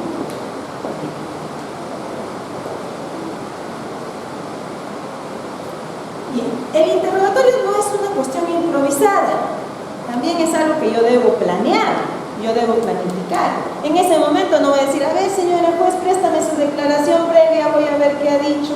No, pues no. Entonces yo ya tengo que saber si yo lo he ofrecido, si es mi testigo, yo ya tengo que saber qué le voy a preguntar. Entonces para eso yo tengo que decir, si tengo varios testigos, que vaya este primero, después este, cierro con broche de oro, el otro, igual mis peritos, ¿no?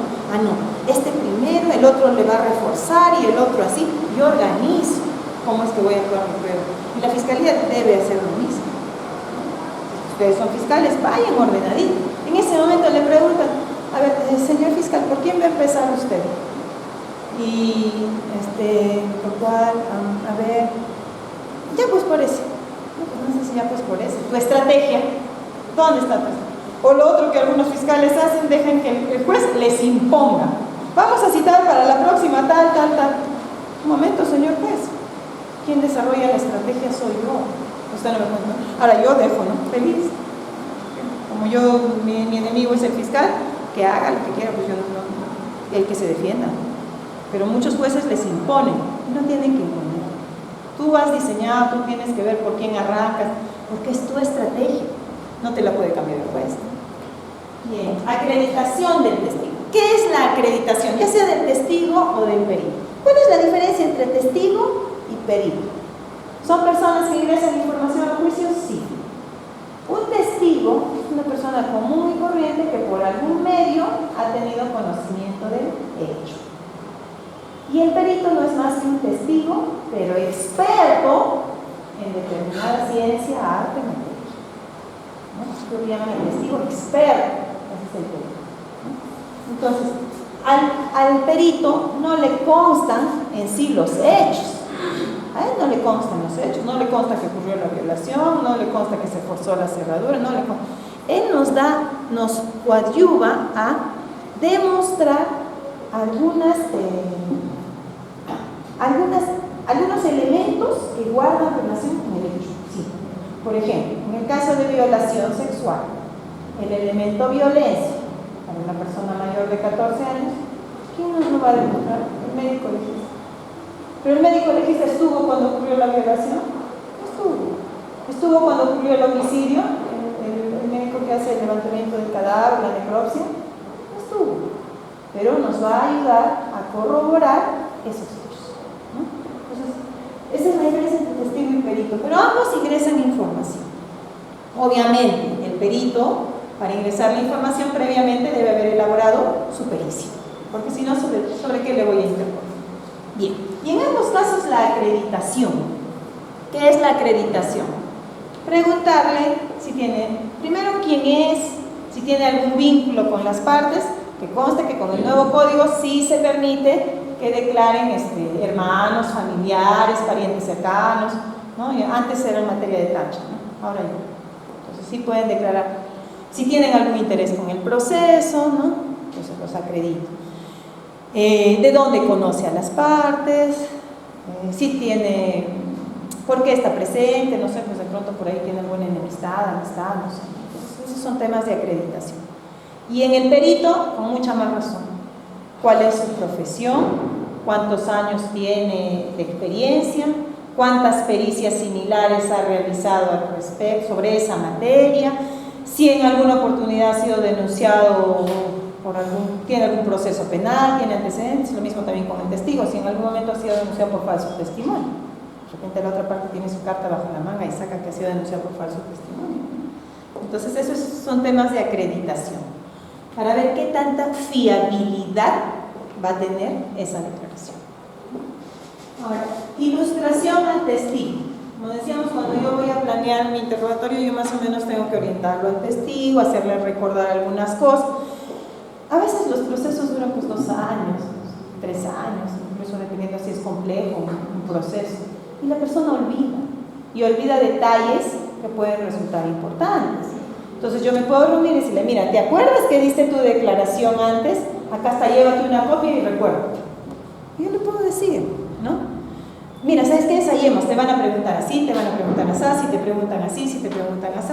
Entonces yo puedo ilustrar, preparar, narración previa de los hechos, más o menos orientarlo, ¿no? De qué se trata, ¿te acuerdas? Sí, sobre esto, sí, ahí así, porque miren, estos hechos, a mí lo que me interesa de tu declaración es esto, que tú corrobores esto.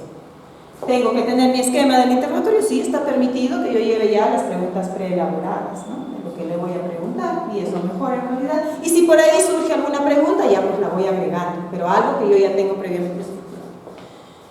Tomar apuntes, como les decía, es importante anotar, es importante anotar. A veces uno confía solo en su memoria, pero será pues porque tienes tu único juicio, porque si tienes otro, a nosotros nos pasa que en un día yo he tenido una vez 5 audiencias de juicios diferentes y tenía que cambiar mi chip, ¿no? Y ahora me voy al otro, ¿de qué se trata? Robo. No, este es secuestro, este es homicidio, y entonces, ¿en qué estábamos? Y ahí tengo mis notas, ¿no? Entonces siempre es bueno tomar apuntes, como digo, perito me dio su nombre, dijo tal cosa. Entonces cuando yo voy a hacer mi alegato de clausura, reviso mis actas, qué fecha declaró, incluso ya lo tengo anotado y me voy de frente a ese audio, ¿no? En tal audio, en tal él declaró. Y solo busco esa parte de pronto para reforzarla o copiarla literalmente, porque en ese momento pues por la prisa no copié exactamente lo que dijo, y eso me va a ayudar a reforzar mi alegato de clausura. Entonces es muy importante tomar apuntes, utilizar los apoyos visuales. ¿Qué ocurre? Y eso tiene que ver también con la prueba material. Nosotros tenemos previamente todo un expediente judicial armado que nos va a servir para lidiar. El expediente judicial no es solo para los jueces, más bien es una herramienta para quienes son parte en el proceso. De pronto yo tengo en el expediente judicial una foto de la casa que necesito que ese señor reconozca. Entonces yo puedo decir, por favor, ¿me permite el expediente judicial? Sí, ¿para qué? Fines de litigación oral. Listo. Lo que me interesa es que el señor verifique si reconoce. O el señor, la casa de ¿cómo era? Ya de 2 puertas, 3 pisos, la puerta de metal, ladrillo, no sé qué. Bien, esta es la casa que usted identifica. Esta está la foto. Entonces puede interrogar también, ayudándome de algunos medios visuales. Si tengo la prueba del arma, que es una prueba material del delito, yo puedo coger, sí señor, por favor que exhiba, está lacrada la prueba material de la fiscalía. Este es el arma que usted encontró ese día cuando ingresó a tal casa, a tal esto. Sí. Previamente la tenía que describir, ¿no? Sí, era una tal. ¿Esta es, señor? Sí. Estamos reforzando su respuesta. Haciendo uso de imágenes, pruebas materiales, elementos. En algunos momentos incluso se llega a decir, ubica a esa persona a la que usted se refiere, la ubica en esta sala. A veces en la sala hay un montón, pero en realidad es bien fácil ubicar al acusado, que está sentado ahí al costado de su abogado, ¿no? Pero igual, sí lo ubico. ¿Cómo está vestido? Tiene polo rojo, pantalón negro. ¿Ya nos puede indicar quién es? Sí, es el acusado. Bueno, y ahí el abogado tiene que ponerse mosca, un momento en su oportunidad, cuando le toque. ¿Cuántas veces usted lo ha visto? ¿Dónde lo ha conocido? Señor, lo he visto 1000 veces, pues ¿cómo no lo va a reconocer ahora? Eso me va a servir después para desacreditar, ¿no? Pero en fin, entonces podemos utilizar apoyos visuales. Tiempo y ritmo del interrogatorio. Oye, hago una pregunta ahorita. ¿Nos puede decir, señor, usted dónde se encontraba el día 24 de agosto del año 2018 a las 10 de la mañana? Sí, estaba en mi casa. Ya. Vamos a revisar el después de 2 minutos, usted estaba en su casa, ¿no? ¿Dónde queda su casa? Entonces yo le digo, ¿dónde estaba usted el día 24 de agosto? Estaba en mi casa. ¿Qué estaba haciendo usted a las 10 de la mañana? ¿Y cómo recuerda usted qué estuvo haciendo a esa hora? Porque era sábado. Los sábados yo normalmente arreglo mi jardín, por eso sería esta hora. Ya. ¿Se encontraba alguien más en su casa en ese momento? Es su hijo. Y ahí voy, ¿no? Ahí voy. Está saliendo la información. Y está saliendo la información así de él, ¿no? De él, el testigo. Entonces, iniciar y terminar con fuerza. Ya la última pregunta que le hagas. Muy bien, señor. Entonces, nos puede decir. Entonces, usted sí vio a la hora acusado ese día salir de la casa de fulana de tal. Sí lo vi. Ok, gracias.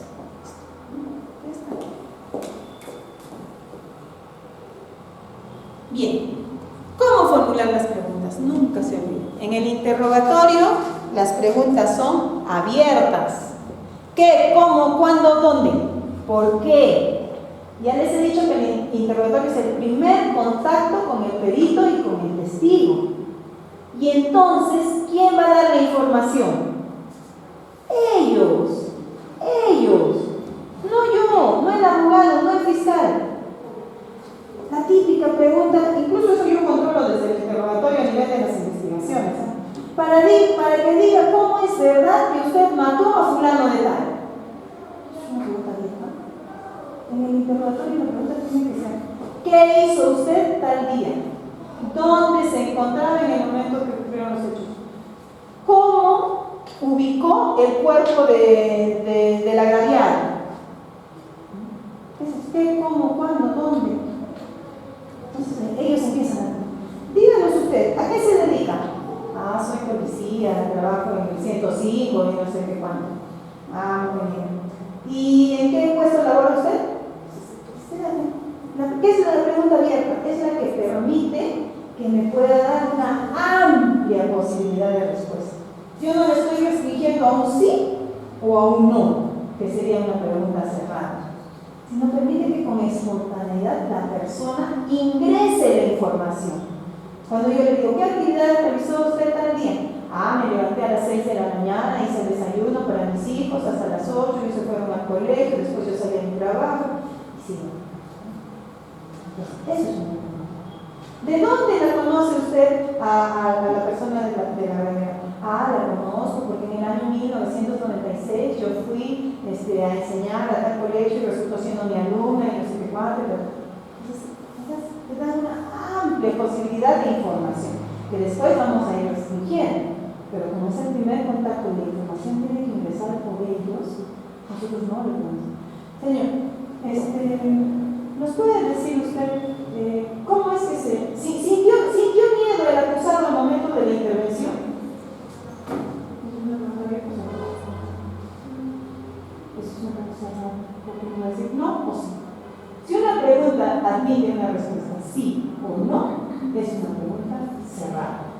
Si una pregunta me permite que entre en amplitud de la información, es una pregunta. Entonces, las preguntas abiertas ya saben, empiezan ¿cómo, cuándo, dónde, con quién, por qué? ¿Por qué llevó usted su vehículo al mecánico precisamente ese día? Porque en realidad no fue ese día, ya estaba malogrado mi vehículo, en dos oportunidades se había parado, qué sé yo no tenía tiempo, pero ese día dejé de trabajar, empecé mis vacaciones. No sé, no era así. Un amplio bagaje de información. ¿No? Las preguntas tienen que ser cortas, claras y sencillas. ¿No? Yo no le puedo preguntar. Dígame, señor, usted ingresó al restaurante de Pepito y almorzó, tomó desayuno o cenó. Hay dos preguntas ahí. Primero, si ingresó o no al restaurante, y después si almorzó, desayunó o cenó. Hasta cuatro. Entonces, no, la pregunta tiene que ser clara, sencilla. ¿Usted ingresó a tal restaurante? Sí, ingresé. ¿Cómo era el restaurante? Entonces, ya empezó a pasar. ¿Y qué hizo? Yo almorzó. ¿Nos puede decir que almorzó? ¿Quién le atendió? 1000 personas pudieron haber atendido el almuerzo, el cocinero, el restaurante. Son preguntas. ¿No? Entonces, pero son así, cortas, claras, sencillas. ¿Qué hizo? ¿Dónde estuvo? ¿Con quién estuvo? ¿Cómo se encontró? ¿Por qué fue? Preguntas incrementales. Eso es cuando nosotros queremos extraer algo más de la respuesta que ya nos está dando el testigo, ¿no? Entonces nos dice, entonces yo ingresé a esa habitación y encontré el cuerpo tirado en el rincón. ¿Y qué hizo usted? ¿Nos puede decir algo más? A veces estás contando y no sabes cómo hacer que siga diciendo algo más y le sacas. ¿Y luego qué pasó? Entonces, ¿se acuerdan?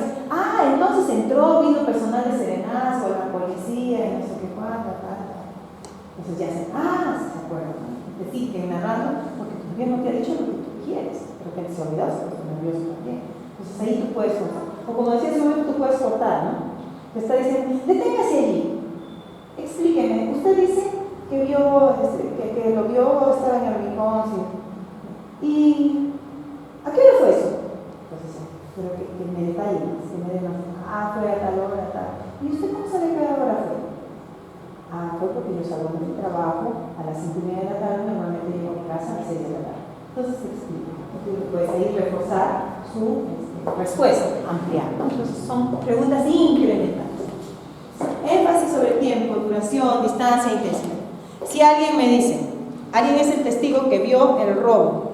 Muy bien, señor. Yo quiero que su respuesta sea creíble. ¿Nos puede decir a qué distancia estaba usted al momento en que ocurrió el robo? Sí, estaba a 1 metro. Eso es 1 metro, cualquiera puede ver, ¿no? Estaba a 1 metro, estaba ahí. ¿Qué pasaba? Y estaba a 1 metro. ¿Y durante qué tiempo permaneció usted en ese lugar? Más o menos fueron 6 minutos. Sí, pues como para que se pudiera haber percatado de lo que pasó, ¿no? Si ustedes quieren algo más, a ver. Señores, ¿nos puede describir cómo era el lugar? Sí, es una avenida, es ancha. Había una...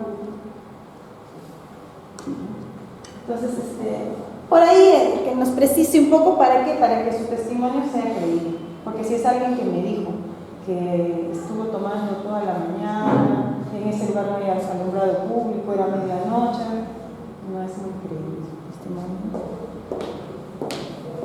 Bueno, y usar ayudas visuales, ya hemos señalado fotos, mapas, diagramas y cosas que podamos tener en el expediente judicial. No cosas que en ese momento se me ocurrieron, no cosas que yo en ese momento saco, lo tengo bajo la manga, no, señor.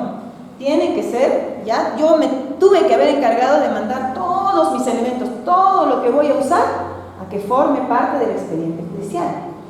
Cuando nosotros nos notifican en auto de citación a juicio oral, dice bien claro. ¿Qué hacemos los abogados? Leemos la fecha y nos olvidamos del asunto. No, más abajo dice, se pone por 5 días a disposición de las partes el expediente judicial. ¿Para qué son esos 5 días? Para que yo vaya y vea si está todo lo que yo quiero. De repente no están las declaraciones previas y en su momento voy a necesitar. De repente yo he ofrecido una serie de documentos, pero como estaba con el fiscal no las ha remitido. Entonces entonces yo tengo que decir. O de pronto, señor, agregue esto porque lo voy a necesitar, fotos, no sé qué cuánto. No es prueba, pero es para fines de litigación oral. Entonces sí puedo usar algunas imágenes. Hay un trámite, el juez le confiere el traslado a la otra parte para que objeten o no y después dispone si se integra o no a la experiencia. Pero entonces ese es el momento, el último momento en el que uno puede aprovechar para ingresar algunos documentos, algo que le pueda servir con fines de litigación. Ahora, el contrainterrogatorio. Si el interrogatorio lo hacen las personas que ofrecieron al testigo o al perito, el contrainterrogatorio, ¿quién lo hace? Las otras partes que no lo ofrecieron. La contraparte, por eso es contrainterrogatorio. ¿Qué busca el contrainterrogatorio? Controlar al testigo. Señalar lo que haya omitido en el interrogatorio o interrogatorio directo, se le llama. Reforzar los hechos positivos que le puedan servir o desacreditar, ya sea al testigo o a su testimonio. Bien, digo controlar al testigo ¿por qué? Porque se entiende que quien ha ofrecido al testigo y lo ha interrogado le ha sacado toda la información, pero que le conviene a él.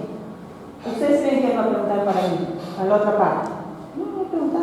Y como he dicho hace un momento, en algún momento le va a hacer callar incluso, ¿no? Le va a decir, ya, suficiente, ahora díganme. Y va a hacer otra pregunta. Entonces yo como estaba atenta, no, yo cojo eso y a mí sí me interesa, ¿no? Entonces, eso es importante.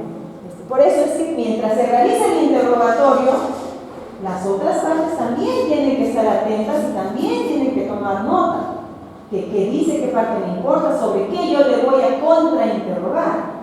Supongamos que mientras estaba declarando un testigo de robo, y me pasó, estaba declarando un testigo de robo y dijo, sí, yo abordé el carro a las 3 de la mañana. ¿Y qué hizo antes? Estaba tomando. Y rapidito el fiscal lo pasó, ¿no? Entonces, en mi contrainterrogatorio, usted le ha dicho al señor fiscal que abordó el vehículo a las 3 de la madrugada, ¿verdad? Sí. Y que antes de ello estaba tomando. ¿Sí? ¿Qué estaba tomando? Consumió bebidas alcohólicas. ¿Con quiénes? Con unos amigos. ¿Cuántos eran? 3. ¿Desde qué hora estuvo consumiendo bebidas alcohólicas? Desde las 6 de la tarde. ¿Hasta qué hora? Hasta la hora que abordó el vehículo, minutos antes. ¿Y cuándo tomó? ¿Qué tomó? ¿Cuándo tomó? ¿Por qué? Yo no estoy desacreditando como testigo. Estaba ebrio ese hombre, de pronto tomaron 5 cartas entre 4 personas. Estaba ebrio. Entonces, esa palabrita que pudo haber dicho en el interrogatorio, yo lo utilizo para desacreditar su testimonio. O lo otro, usted nos ha dicho que conoce a la Gabriela, ¿verdad? Sí. ¿Eres compadre? Sí. ¿De qué? ¿Por qué eres compadre? De bautizo, que no sé qué, que no sé qué. ¿Y cómo es su relación? Es muy buena, yo siempre visito a mis ahijados. ¿Cómo no se puede ser un testigo? Y yo estoy así. Entonces, por eso es importante el contrainterrogatorio. Yo puedo anular tranquilamente un testimonio. Y creo que ese señor tenía realmente otras motivaciones para declarar, no estaba adecuado. O si el que interrogó, porque no le conviene, no preguntó, yo sí pregunto. Señor, ¿y a qué distancia estaba usted? Yo estaba a 5 metros. Debe buscar los anteojos, señor. ¿Qué enfermedad tiene? ¿Cuál es la medida de sus lentes? De pronto ni puede ver bien. Y no puedo decir. Entonces hay que estar observando, hay que estar viendo, hay que estar atento. ¿Qué me puede servir? ¿No? O sea, hace eso, ¿no? Hace eso, ¿no? Digo que usted usa lentes, señor. ¿Qué enfermedad tiene? ¿Cuál es? ¿Y a qué distancia estaba? Más o menos 50 metros. Y en lugar hay cosas en blanco. Porque en el contrainterrogatorio yo sí puedo hacer preguntas sugeridas. Yo sí puedo hacer preguntas cerradas. ¿Sí? No. ¿Sí? No. Usted nos ha dicho tal cosa, ¿verdad? Sí, he dicho tal cosa. Entonces, en el contrainterrogatorio no es necesaria las preguntas abiertas. Pueden ser por algo que no preguntó la otra parte y que a mí me interesa preguntar. Puede ser. Pero también, y en realidad se maneja más las cerradas. Bien, decimos que las abiertas, por ejemplo, para lo que que ha omitido, ¿no? No respondiste y a mí me interesa porque lo dijo en su declaración previa y como yo me he preparado bien, he visto que en su declaración previa ha dicho algo que a mí me interesa rescatar. ¿Por qué? Porque si ese señor declaró antes algo que me conviene y yo no hago que eso ingrese al juicio, yo no voy a poder usar esa información que está en un acta de una declaración que yo no fiscalía. Entonces, si a mí me interesa algo, hay que prepararse para preguntar y que ingrese, que quede en audio, de ahí yo lo puedo usar. Bueno, reforzar hechos, como dije, desacreditar testigos. Para eso nos sirve el contrainterrogatorio. ¿Cuándo se debe contrainterrogar? ¿Siempre debo contrainterrogar? De pronto no es un testigo que me sirva, no lo contrainterrogo. De pronto es un testigo muy peligroso y no sé qué me va a responder. ¿Y cómo me voy a arriesgar? ¿Qué tal a raíz de mi pregunta termina fastidiando más la defensa de mi patrocinado? Entonces no siempre es necesario, no es una obligación contrainterrogar. Contrainterrogatorio ninguna. Listo. Es que no me interesa. Si me interesa, sí, entonces yo tengo que analizar qué cosa voy a obtener de ese testigo o ese perito que me es adverso, ¿no? Yo tuve un caso de violación sexual en el que la madre de la víctima, llorando, fue a juicio. Yo me asusté un poco porque dije, esta les va a convencer, porque lloraba, ¿no? Y lo que decía es, desde ese hecho mi hija ya no es la misma. Ha sido violada tantas veces y ahora que vive conmigo yo le he visto 3 intentos de suicidio, dijo, ¿no? 3 intentos de suicidio, acá se ha cortado acá. Llorando, de verdad, ustedes le escuchan y le creen. Y obviamente los jueces más. Yo no le creía porque conocía todita la secuela del caso. Y es más, ese era el segundo juicio oral. Ya habíamos tenido uno que se había declarado nulo y estábamos repitiendo el juicio. Entonces yo ya sabía por dónde iba. Pero me preocupaba porque eran nuevos jueces. Y los jueces no sabían que era declarado antes. Entonces por ahí, muy bien, esperé mi turno. Contrainterrogatorio, muy bien, señor. Usted nos dice que su hija ya ha tenido 3 intentos de suicidio, ¿verdad? Sí. ¿A dónde la llevó para su atención? Oye, mi hija se cortó las venas y yo no la voy a llevar a un hospital. No a ningún sitio. ¿Y por qué? Porque en ese caso a mí me servía, porque en su momento en prueba de oficio pude haber solicitado que se recabe esa información del hospital. Si es que ella me decía, sí, voy a llevar a tal lugar. Y me dijo, no. Claro, iba a averiguar antes, ¿no? Por si acaso, a mí me puedo fastidiar. Pero me dijo, no. ¿Por qué no la llevo? Porque no quiso. Oye, discúlpeme, pero mi hija se suicida, yo la hago cargar con quien sea y me la llevo al hospital, sea cortar las venas, ¿no? O sea, no estamos hablando de que se hizo un moretón en la pierna. No, perfecto. Aguanté. Hasta ahí lo que me interesaba. Después cuando vino el perito psicólogo, le dije, licenciado, usted dice que la niña presenta problemas de sueño, problemas de apetito, problemas en el estudio. Sí, muy bien. ¿Y ha indagado usted sobre intentos de suicidio? Sí. Porque es parte del protocolo y los delitos de violación sexual. Para nosotros es obligatorio, bajo responsabilidad, preguntar sobre intentos de suicidio. Muy bien. ¿Qué le ha referido la niña? Respecto a nada, porque si no lo hubiera notado. Y si no le ha referido nada, quiere decir que no hubo intentos de suicidio. No hubo intentos de suicidio. No me hubiera dicho nada. Desvaya. Uno lo fui llevando al otro. Su declaración y su credibilidad de ese testigo. Por las anotaciones, porque aproveché mi contrainterrogatorio para resaltar ese tema, enfatizar que la madre había dicho del intento de suicidio y finalmente una persona totalmente ajena, que es un psicólogo, ¿qué interés pueda tener? En el caso, ninguno, me lo sabe. Y ya está. Entonces, es como lo vas a manejar, ¿no? Entonces, en ese caso me interesaba contrainterrogar ese pedacito. Después lo que lloró, lo que hace, no me importaba para mi defensa. ¿Cómo planear el contrainterrogatorio? Se debe pensar cómo encaja el testigo en la teoría del caso de la parte contraria y cómo afecta mi propia teoría. ¿Le sirve al otro? Si le sirve mucho, yo tengo que ver cómo en el contrainterrogatorio lo desacredito para buscar un equilibrio y que no me vaya a tener un testigo clave que ya inclinó la balanza a favor de la otra parte, ¿no? Y por obra, en ese mismo caso de violación que les testigos era la abuela de la agraviada, pero era testigo del fiscal. ¿Y por qué la abuela? Porque el primer hecho de violación había ocurrido supuestamente en casa de la abuela en una fecha determinada. Era testigo del fiscal. Y cuando me tocó interrogarle, me encantó interrogarle, porque en principio le pregunté la fecha, desde cuándo la menor fue a vivir a esa casa. Supuestamente la violación había ocurrido cuando la niña regresa al colegio, eso de la 1 a 1:30 de la tarde. ¿Quién le daba los alimentos a la menor? ¿Quién le atendía su almuerzo? ¿No? Y la abuelita me dijo yo. Y todos los días, sí. ¿Usted sale a la 1 de la tarde? No. ¿Por qué? Porque es la hora del almuerzo. Y era lógico, ¿no? Es la hora del almuerzo, era una anciana la señora y tenía que atender y proveer los alimentos.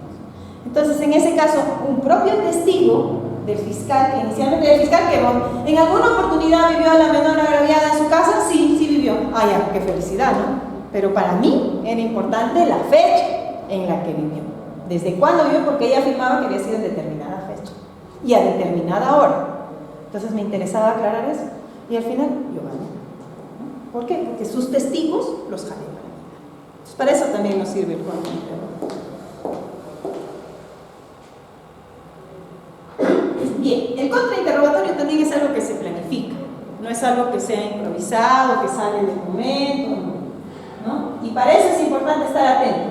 Observar y escuchar el relato y el interrogatorio. Yo ya voy jalando la parte que me va a interesar. No repetir el interrogatorio. ¿Cuál es el sentido de que yo le haga las mismas preguntas que le hizo la otra parte? Tocar temas precisos que atacan, ya hemos dicho, al testigo, a su testimonio. Tener claro qué es lo que voy a buscar con ese contrainterrogatorio. Igual, comenzar y terminar fuerte.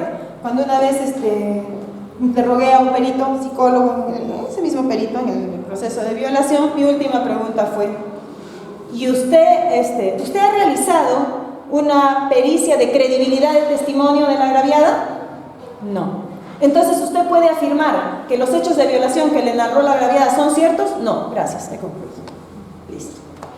Entonces me estará diciendo, sí, para él le ha parecido, pero él no puede dar certeza de que lo que le ha dicho a la menor sea cierto. No puede certificar, no ha hecho credibilidad de testimonio. Y en el Perú no hay una pericia psicológica de credibilidad de testimonio. Todavía no está aprobado. Entonces, ahí comencé, terminé fuerte, ¿no? Conozca la respuesta probable antes de preguntar. Ya les he dicho, no me vaya a decir algo que no me conviene. Y entonces tengamos cuidado. Después, en ese caso sí puedo preguntar, ya les he dicho, preguntas sugeridas, cerradas, seguras. No me peleo con el testigo. Yo no tengo por qué ofender al testigo, porque, ay, usted está mintiendo, ¿cómo es posible? Recuerde que usted está acá para decir la verdad. No, yo sigo preguntando y me aprovecho de sus contradicciones, y si no logro por un lado, intento por otro, y a ver cómo puedo obtener la información, ¿no? Y cuando ya hayas terminado y no quieres ir más allá, si ya tuviste el objetivo que te trazaste, quédate mejor ahí. No vaya a ser que vayas por lana y sales así. Ya está. A ver, un tema importante en esto del interrogatorio, bueno, para terminar, antes de entrar a las objeciones, este orden es el interrogatorio, quien ofrece al testigo o al perito, el contrainterrogatorio, la contraparte. Luego de eso vuelve al que ha ofrecido al testigo, el que realizó el interrogatorio, y hace el interrogatorio redirecto, un nuevo interrogatorio, pero ya no sobre nuevos hechos, sino sobre lo que ha preguntado. Entonces, si está interrogando en el redirecto, el que ofreció en su segundo round, como dicen, y pregunta sobre un hecho nuevo, la otra parte ofreció siempre es redirecto, solo quieren preguntar sobre lo que yo pregunté. No hechos nuevos. No al juicio, ay, me olvidé de preguntar, ahorita aprovecho. No es así. Ya es solo lo que la otra parte preguntó. Y después tenemos el recontrainterrogatorio, que hace el que hizo el contrainterrogatorio y también pregunta sobre lo último que preguntó la parte. Y nada, si hay bueno. Ya no hay más, porque si no nos pasamos todo el juicio en el recontra, ¿no? Entonces no. Bien, las objeciones. Las objeciones son incidencias que se producen para dos cosas. Uno, para objetar preguntas, y dos, para objetar actuación de pruebas. En este caso, básicamente nos vamos a limitar a las objeciones para objetar preguntas. Es tan importante saber manejar las objeciones que yo puedo neutralizar a la otra parte. A mí me pasó en un caso de violación, el fiscal empezó interrogando al acusado, el patrocinado. Y le empezó a decir, diga cómo es verdad que usted consume marihuana. Objeción, sugerida. Porque ya le está diciendo cómo es verdad que usted consume marihuana. Ya le está sugiriendo la respuesta, sí, no, cerrada, no. Objeción sugerida. ¿Nos puede decir usted si fuma tabaco? Objeción, impertinente. No tiene nada que ver con el asunto, además sugerida. ¿Nos puede decir usted si el día tal estaba en Carmen Alto y abordó el bus de la línea 11 y se bajó en la avenida tal? Objeción, compuesta. ¿Nos puede decir usted qué hizo ese día? Objeción, ambigua. ¿Qué día? ¿Qué hizo ese día? ¿Cuál día? Ambiguo. Objeción. Y los jueces, pues no, fundada, reformule, fundada, porque las objeciones las tiene que resolver el juez, ¿ah? No es que yo digo nomás y el juez, sigue, no me hace caso. No, señor, por eso yo tengo que hablar fuerte. Objeción. Entonces, y a tu patrocinado también le tienes que decir, ¿no? Tú no respondas inmediato, espera a ver si yo objeto o no. Si no digo nada, ya respondes. Entonces ya se hace una pausa, ¿no? Para que no ingrese la respuesta, porque si ya me ganaron y ya ingresó la respuesta, mi objeción no sigue. Entonces, objeción, ya listo. Pues reformule, doctor Abiertas, reformule, doctor Sencillas, reformule, doctor tal. Muy bien. ¿Ya se alguna pregunta más? Ninguna. No preguntó nada. Literalmente no preguntó nada el fiscal. Lo anulé con mis objeciones. Pero eso es porque yo manejo eso.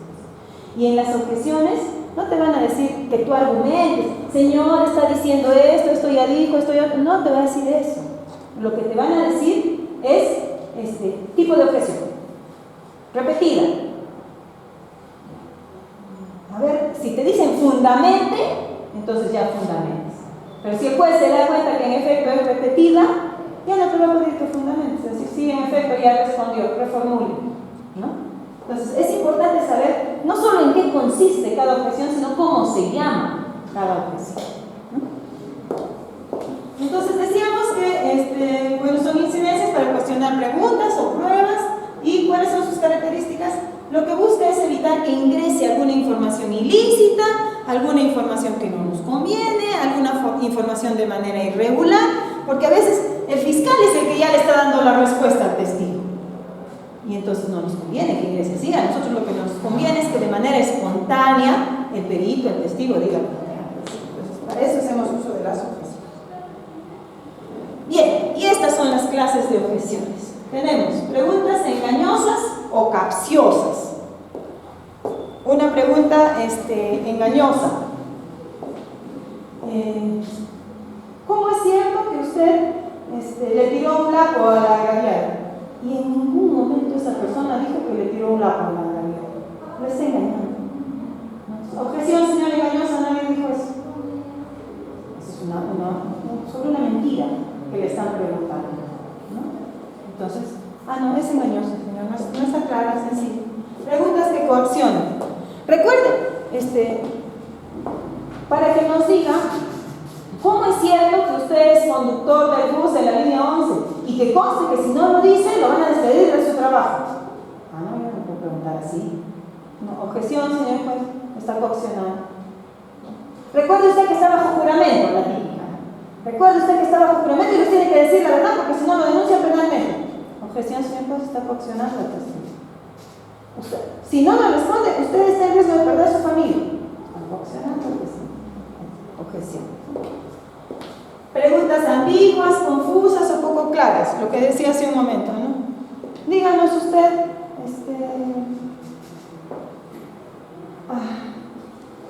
si siempre viene por aquí. Objeción, señor juez, ambigua. ¿Por aquí dónde? Para que nos diga usted qué hizo el día martes. Objeción, señor juez, ambigua. ¿El martes? ¿Qué martes? ¿De qué mes? ¿De qué año? ¿Cuál martes? Para que nos diga si usted fue a la universidad. Objeción, señor juez, ambigua. ¿A la universidad? Si usted pasó por el centro. ¿Cuándo, señor juez, pasó por el centro? Ambigua. No está clara la pregunta. Cualquier respuesta pudiera dar el testigo, esto es una confusa, ¿no? Entonces ambigua. Sugestivas o sugeridas, la típica. A un policía estamos interrogando y el fiscal le dice, ¿no? Para que diga usted si el día 20 intervino a la persona tal en posesión de droga. Eso es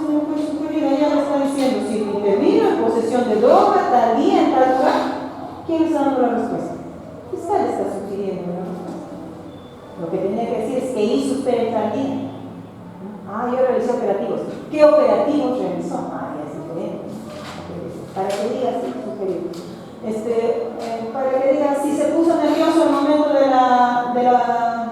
la intervención. Objeción, señor juez, sugerida. Si se puso nervioso. Ya le está sugiriendo que se puso nervioso. Para que diga si usted vio que le propinó una cachetada en el pómulo izquierdo. Objeción, señor juez, sugerido. Vio si le propinó la cachetada en el pómulo izquierdo. Pues ya le está dando la respuesta. ¿Y lo que le va a responder la otra parte sí? No puede ser, pues en el interrogatorio todas son abiertas. Solo están permitidas las sugeridas y solo las sugeridas en el contrainterrogatorio. Pero las demás ambiguas, esas no están permitidas en ninguna etapa del interrogatorio. Una pregunta conclusiva. ¿Cómo es cierto, para que diga, cómo es cierto que usted sabe que el agraviado presentaba equimosis violácea a la altura del muslo derecho? Eso es conclusivo. Lo único, ¿qué testigos pueden dar conclusivo? ¿A quién sí le puedo hacer preguntas conclusivas? ¿Quiénes emiten una conclusión? ¿Los testigos o los peritos? Los peritos sí nos pueden dar dos tipos de respuestas, las conclusivas y las de opinión, porque a veces no necesariamente la respuesta está en su pericia, sino por su experiencia. Yo le puedo preguntar, desde su experiencia, ¿cree usted que una persona que ha sido violada va a frecuentar bares y cantinas? Puedo preguntar, no señor, por su personalidad es muy difícil porque una persona que ha sido violada. Señor perito, licenciado, si es psicólogo,